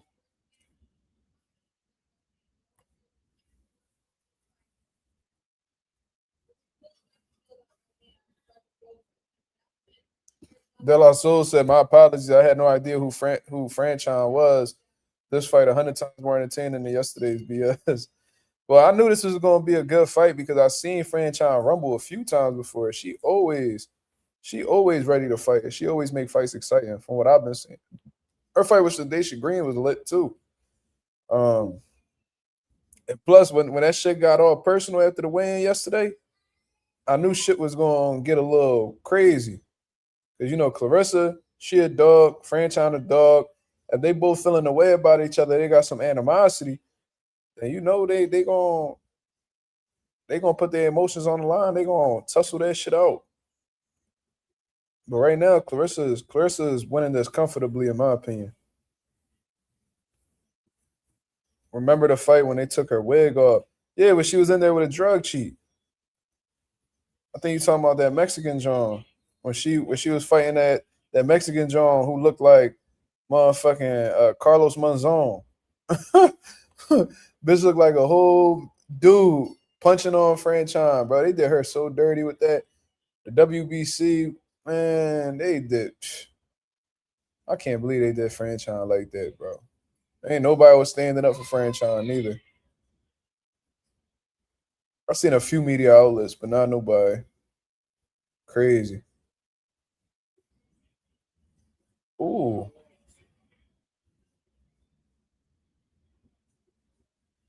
Dog, Claressa had some real pop, dog. She be really doing damage out here, bro. I'm telling you.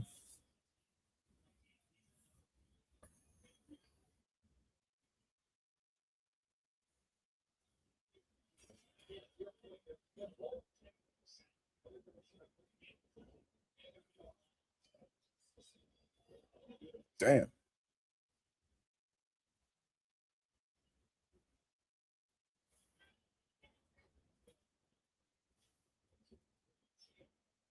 There was a wild time for sure.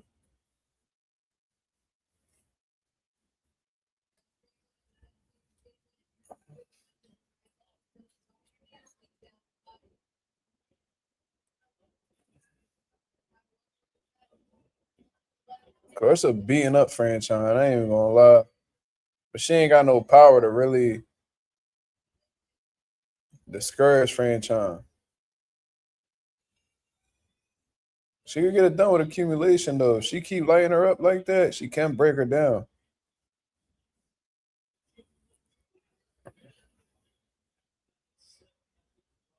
Franchon look exhausted, though, man. She look exhausted. I ain't gonna lie to you. She trying to bring the fight to Claressa, but her punches ain't accurate. You feel what I'm saying? And they real sloppy. They real, wild. And Claressa is landing the sharper shots in these exchanges, so that's what's gonna get Claressa the round every time.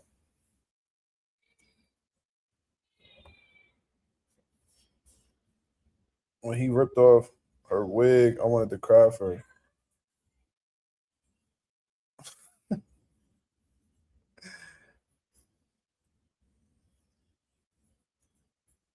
My boy Dust in the building. He said Cruz getting Claressa tired, putting all that weight on her.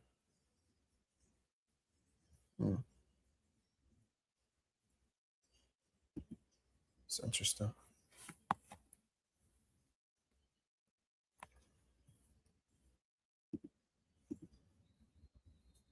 All right, what round we getting into? Is this the 7th? Shout out to Boosie. I see Boosie in the background. Claressa definitely focusing on her breathing, so she feeling it too. Well, we in the 6th round. Shout out to DAZN for getting their quality together. That shit was choppy than a motherfucker. Ooh. If Franchon don't get dropped, bro, I'll be hella surprised because she getting hit with some clean shit.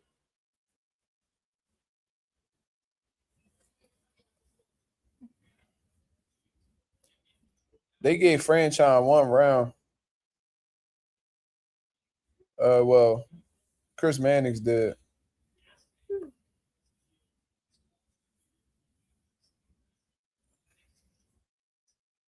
We need 3-minute rounds, bro. The WBC and sanctioning bodies, they don't want to do it. They don't want to take them chances, man. Like, Amanda Serrano already showed y'all that shit was possible to do. And females can still perform at an elite level. What y'all doing by giving these females 2-minute rounds is y'all marginalizing them and making them feel like they can't do what men do, which I think is disrespectful, to be honest. You know what I'm saying? Let these women do 3-minute rounds. What's the problem? I don't know, man. Ooh. Yo, Claressa fucking her up, bro. Oh, my God. How the fuck is Franchon taking all these punches, bro?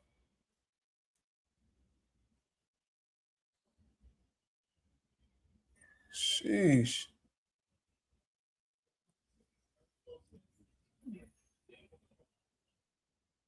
God damn, yo.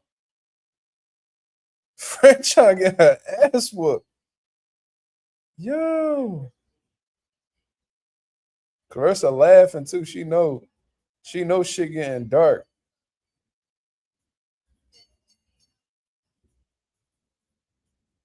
Damn. Claressa need to really step on the gas. She can stop her if she wants to. If she really kicks it up a gear, she can stop Franchon. There's too much accuracy going on. There's too much precision on them punches. She breaking her up.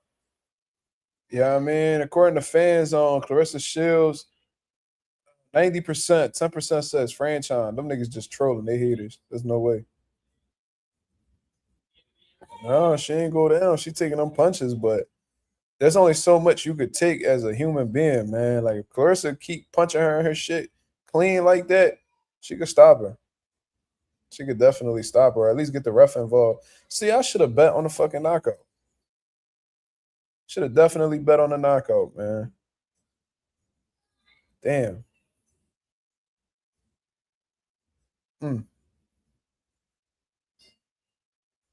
All right, so now we're going into the 7th. And Claressa firing right away.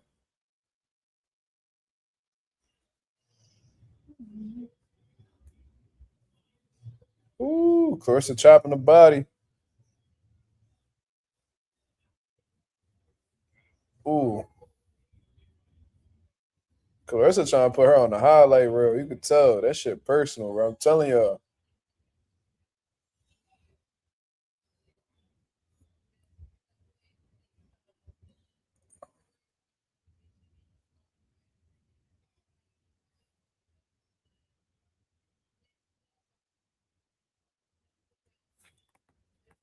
My boy Bray said, do it look bad? She can't put her down with a bad knee.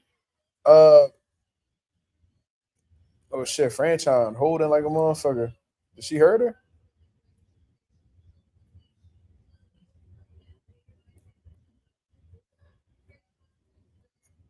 I mean, I'm not gonna say it looks bad because of her knee.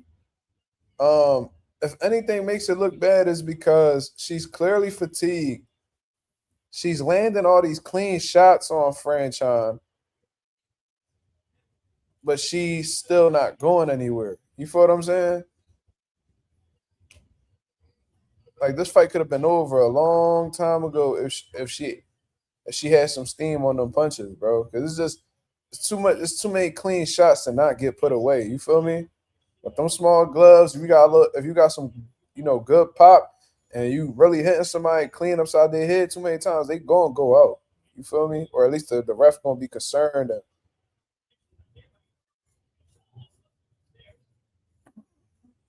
Franchon just punched Claressa in her shit though.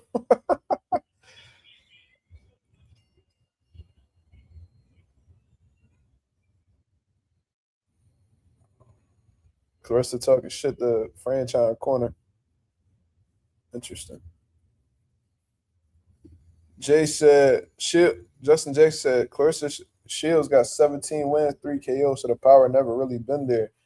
But man, like the way that she turned them bitches, you would think she had some power though. Because the technique definitely there. Like she getting all her weight behind the punches. She rotating the hips, all that. Like shit, man. And if you can't get the stoppage because of your punching power, damn, can accumulation get something done for you? How about the speed? Because Claressa got fast hands. I don't know, man. Like, she should be stopping these girls, man. Shout out to the 18 people that's in the building rocking with the nation. I appreciate y'all very much. Let's see something real quick.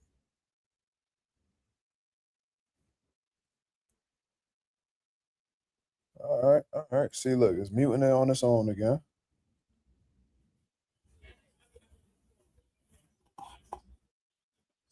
Yo, that motherfuckers keep talking about Little Caesars. Y'all niggas getting somebody hungry out this motherfucker.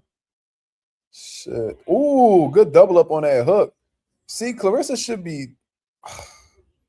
This is frustrating, man. I ain't gonna lie. She whooping Franchon though. She whooping her.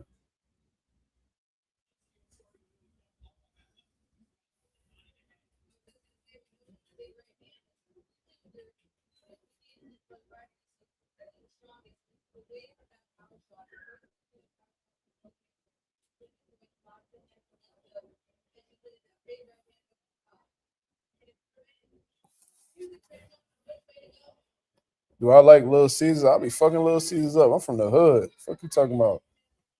Shit, when Little Caesars first started coming around and we only had a few dollars around the way, get a whole box. $5 piece of boxes, dog. I don't think it's that much anymore. But I remember when I was a young boy, if you had $5, $6, you get a whole box. Feed and you all your homies can eat, bro. Like, Little Caesars really got like a motherfucking what's that called? Little Caesars got like an emotional like core memory with me. You feel me?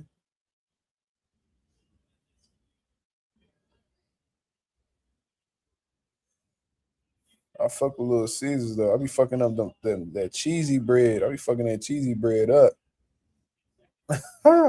But the marinara, I be tripping.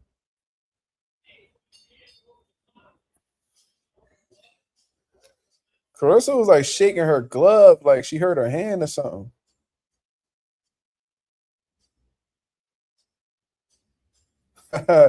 Bray said that lunchbox and drink for $6 hit right all the time. See, you know what you're talking about. That's real ball knowledge. Your sentimental value. Yep, Smoochie, that's what you call it. Yes. You know what I mean? Like, Little Caesars was cheaper than like these local pizzerias and shit. I was like, oh yeah, we gonna go over here get this shit. Yeah. I just be fucking that pizza up. And they pizza ain't bad. Shit. Philly ain't known for pizza, so we got one good John down South Street. This shit called Lorenzo's. They got them big ass slices of pizza.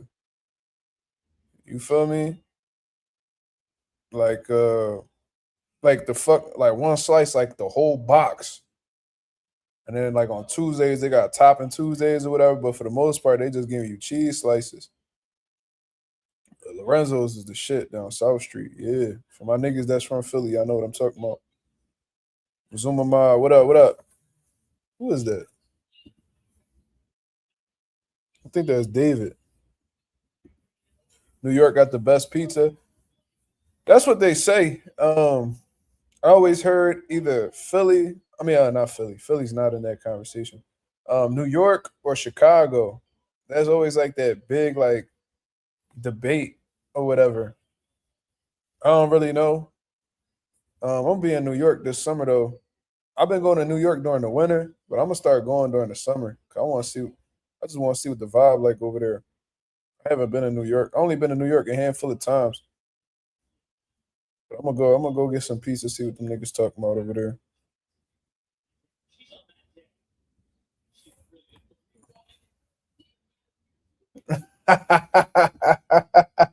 Lorenzo said, I'm mad. A place called Lorenzo's got a special called Topping Tuesday. Yeah, that's wild. I didn't even think of that.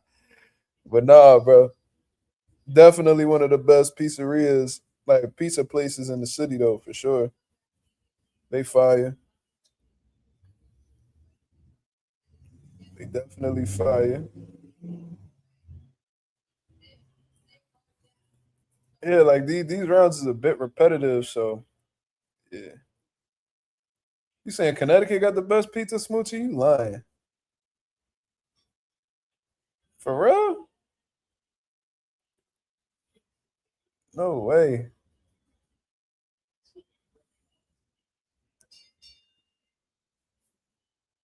What? We're at in Connecticut. You telling me something new. I never heard Connecticut in a discussion. Let me chat GBT say who got the best pizza. Yo, what y'all think? The 17 people that's in the building, where the best pizza at?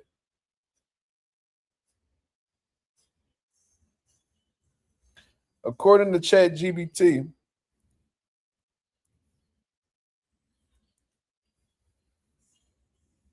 they saying New York.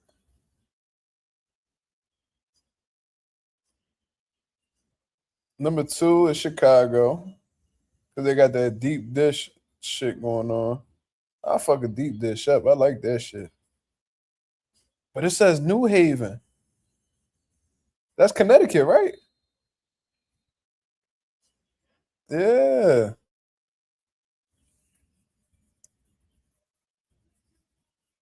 Yeah, New Haven's number 3. That's new. They saying what makes it elite: coal-fired ovens, charred crispy crust, famous white clam pizza. No, thank you. Best crust flavor purist is in New Haven.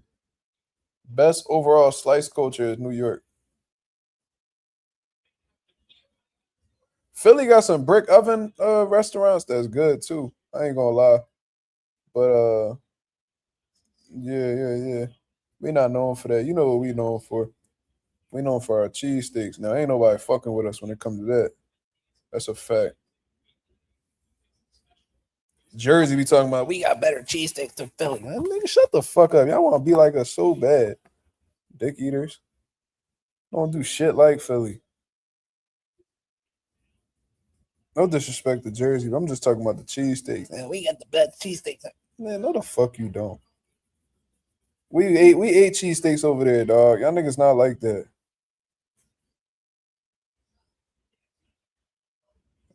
Y'all niggas be going to them tourist spots and be thinking they good. If y'all go to them tourist spots and think they good, imagine what the fuck them real spots gonna do to you.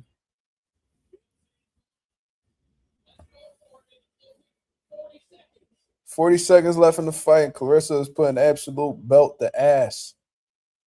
Franchon showing dog. You know what I mean? She getting hit with hella right hands.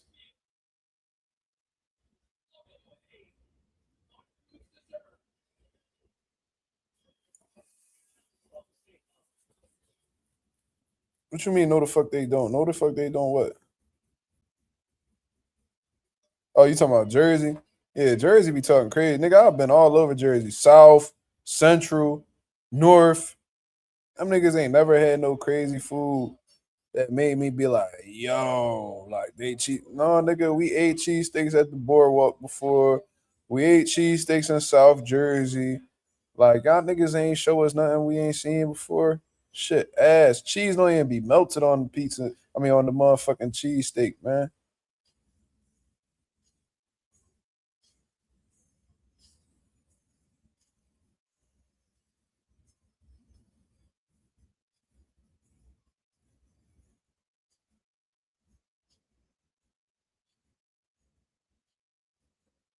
Claressa and Franchon look like they having a conversation in the ring.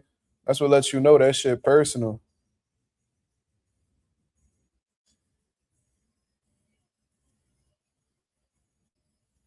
They probably like, yo, why the fuck I had to get like that? Like, you tripping.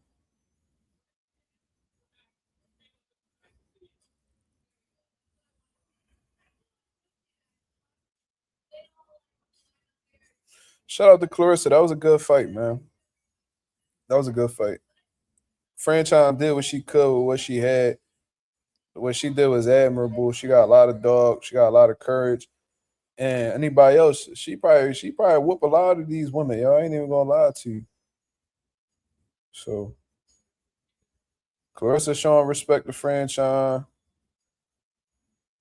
Franchon looked disappointed. Obviously, she ain't no loser. You feel me? But it looked like there was a serious conversation that was had in the ring. Claressa nipples hard as shit. I don't know why. Yeah, I mean, you could have covered them Jones, man. Like, I don't know why your nipples gotta be so hard. I don't know if that motherfucking fight got you turned up. I don't know what's going on. But I mean, you get them little coverings on your nipples. You tripping. You know what I mean? That shit like when Mike Tyson just be rocking out here with no drawers on. You feel me? You ain't gotta do all that, cuz. You know what I'm saying? Cover that shit up. Don't nobody want to see your hard ass nipples while you boxing. Nigga said Mark Pervin. Nigga, what the fuck is right there? I hate when y'all niggas do that shit. Y'all niggas just see shit and try to ignore it. Y'all, I see it. I'm gonna call it out. Her nipples hard as shit right now. They ain't nothing got to do with Pervin. I'm not attracted to Claressa. She not ugly. I don't think she ugly, but she not for me. You feel me? But yeah, her nipples hard than a motherfucker. I don't know why. She tripping. See how they got a score. We know who won though. Unanimous decision. Damn, they gave her all fucking. They gave Claressa every round.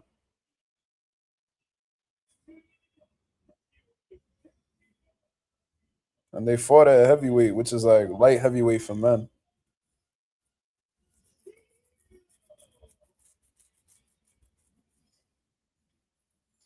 Hey, babe. Babe. Go lay down. Huh? Go lay down. You hope they make the Shadesha fight. All Claressa gonna do is whoop Shadesha ass. That shit gonna be easy.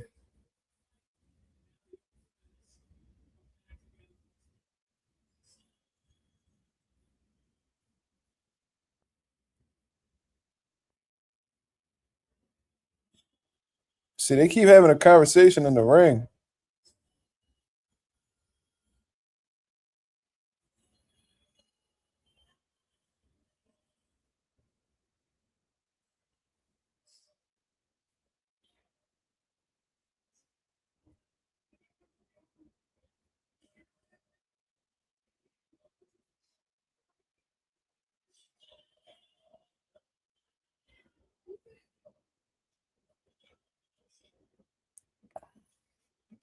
They got the gospel playing in the background. Pap upstairs. Y'all niggas funny, man. Y'all funny than the motherfucker. But nah, man. Yeah, I mean, ain't much to really break down between the two, man. Started off, guns blazing, just like I had predicted. I knew Franchon was gonna come out and try to bring the fight to Claressa. Didn't really look like she was in the best shape, and to really, and it's not body shaming her or nothing like that. But nah, for real, like she just didn't seem to have the conditioning necessary to be firing at a high rate like that for 10 rounds. You feel what I'm saying? That's just the reality of the situation. Claressa, once things started to slow down, Claressa showed great accuracy, great punch selection, combinations, all that good stuff. Chris Manning's about to interview Claressa right now.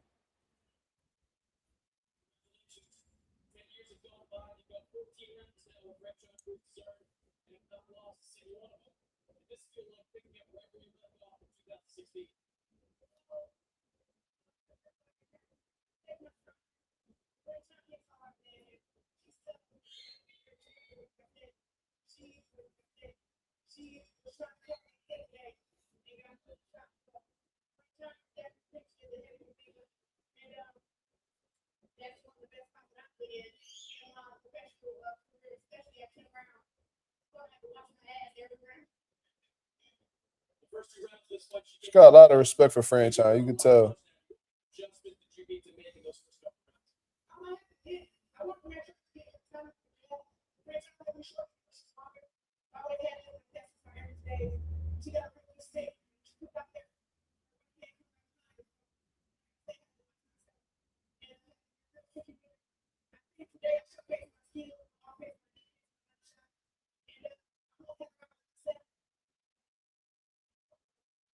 Did you feel like that body attack takes it over as his fight progressed? Yeah, I feel like I'm 6'7", I'm actually ready to go. And I got to step up the gas.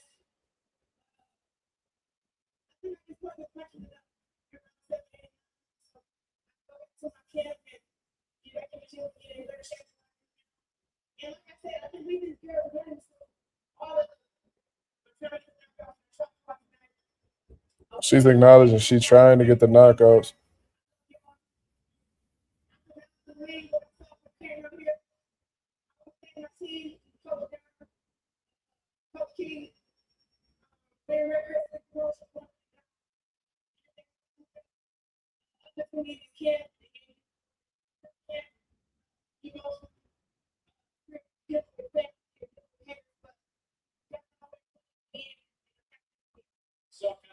Scene between you two guys on Saturday. The team got a bit of a fight there.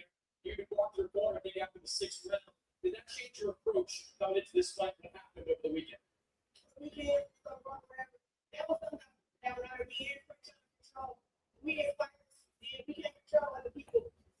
Claressa versus to shit. Oh no. That pools bring law library, but I'm not familiar with that. De La Soul says, I wish Claressa was in a lower weight class. Want to see her in Bumgarner. Dubois she could probably make it too. Nah, hell no. She ain't making no 130, bro. That'll kill her. Carissa's a bigger woman. You feel what I'm saying? Ain't no way she could get down there. Probably the lowest she could get if she really tried was 54. There's no way that she's getting a 30. She's a lot bigger than them women, bro. She's not no small girl like a Dubois or any of them like that.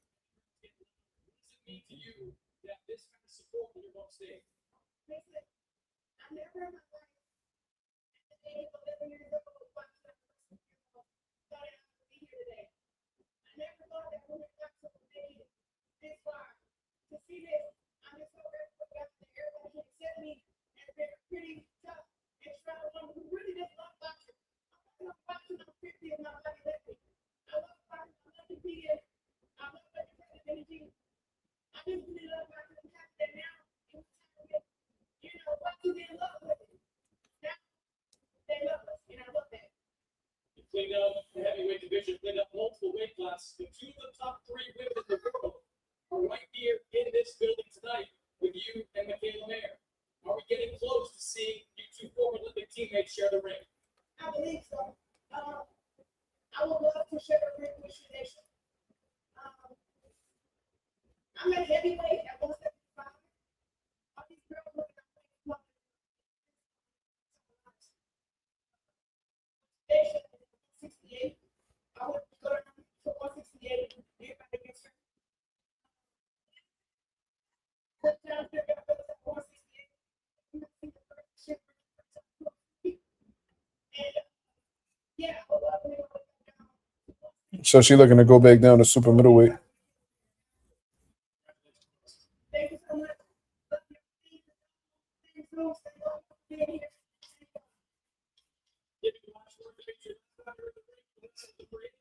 You're back here again, selling out this building with a lot of butts in the seats. What do you think of what you saw on the day? Incredible line of boxing. It's great that Claressa pulled the papoose in there. That she's hit the bridge. Papoose hit the bridge between getting papoose hit the bridge of getting us together with the and so many promotions. We didn't sound and figure out a way to make it work. We've been some party partners. What a great line of boxing. Culture, hip hop. Bella said, De La Soul, let it go. Alicia won't even fight Dubois. Yeah, she acting like she too good for Caroline. That's what be throwing me off. Like, you ain't do nothing. Alicia to be acting like.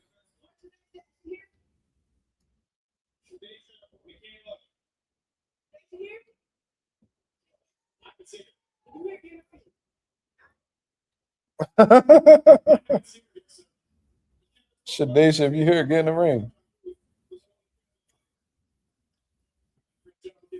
Look, I'm gonna let y'all finish. But shout out to the Welterweight crew.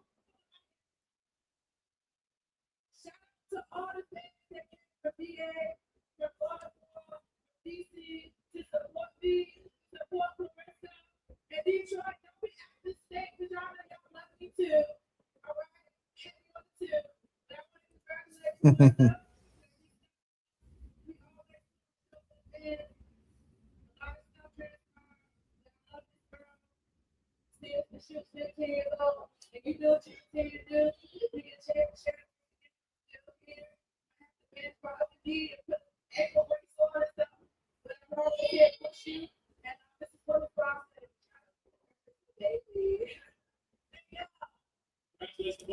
Shout out to Franchon. She's very likable. I ain't gonna lie.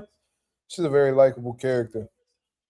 But this to continue speaking on, what I think about the fight and what happened. It's pretty simple, to be honest with you. It wasn't that complex of a fight. Really wasn't close or anything of that nature. It was just a situation where Claressa was just a better fighter, and Franchon did what she could with what she had. Like I said, I do think that she wasn't in the best shape fighting at heavyweight.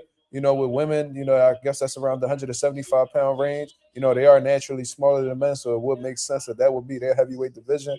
But you could just see that Franchon didn't really have the gas to continue working at that high rate.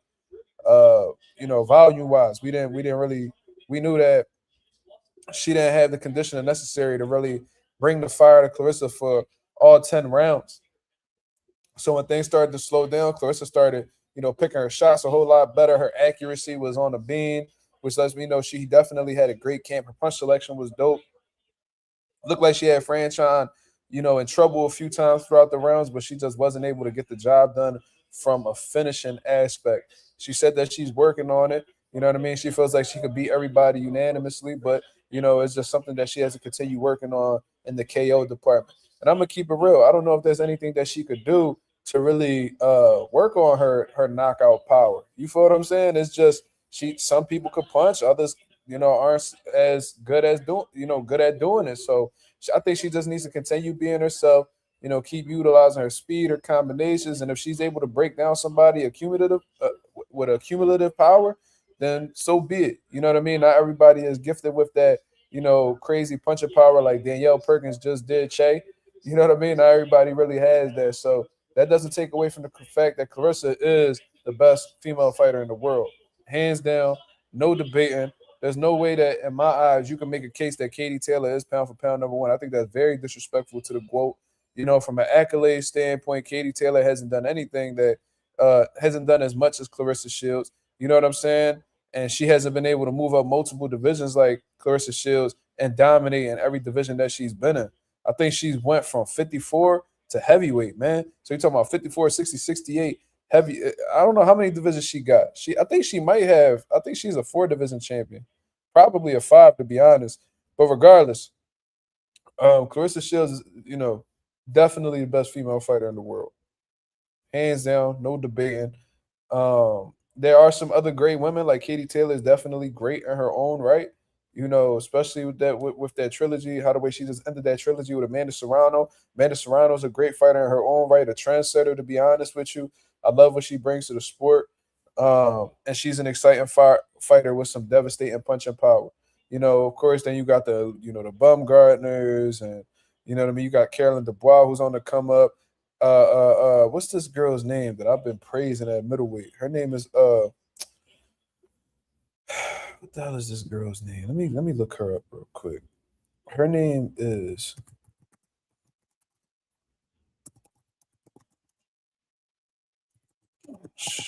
he has a fighter that's gonna be very I think she's gonna be the truth coming up in female boxing. Her name is it's like tied to Bolt. Is to Bolt? To Bolt or some shit like that. Tam to Bolt. She's a fucking beast, bro. I love what she brings to the sport. She's 4-0 with 3 knockouts.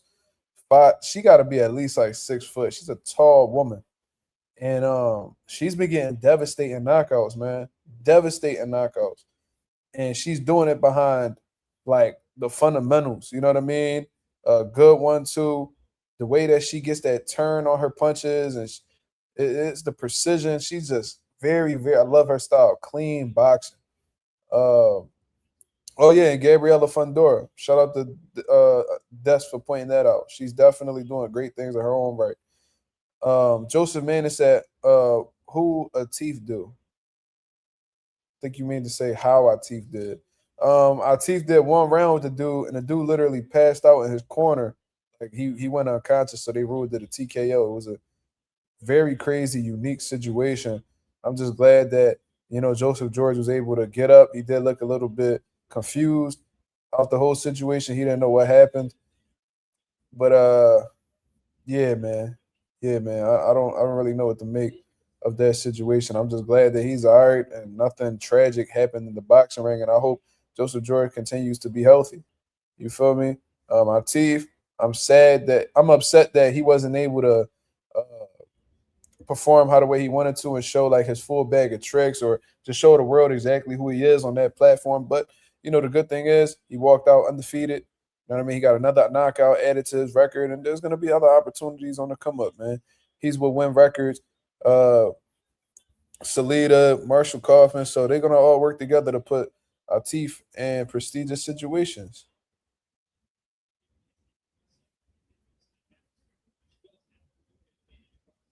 You know what I'm saying? So it is what it is, man. But that's how we're going to wrap up the live, man. Shout out to everybody that came through and showed love as always. Y'all can go ahead and hit the like button on the way out.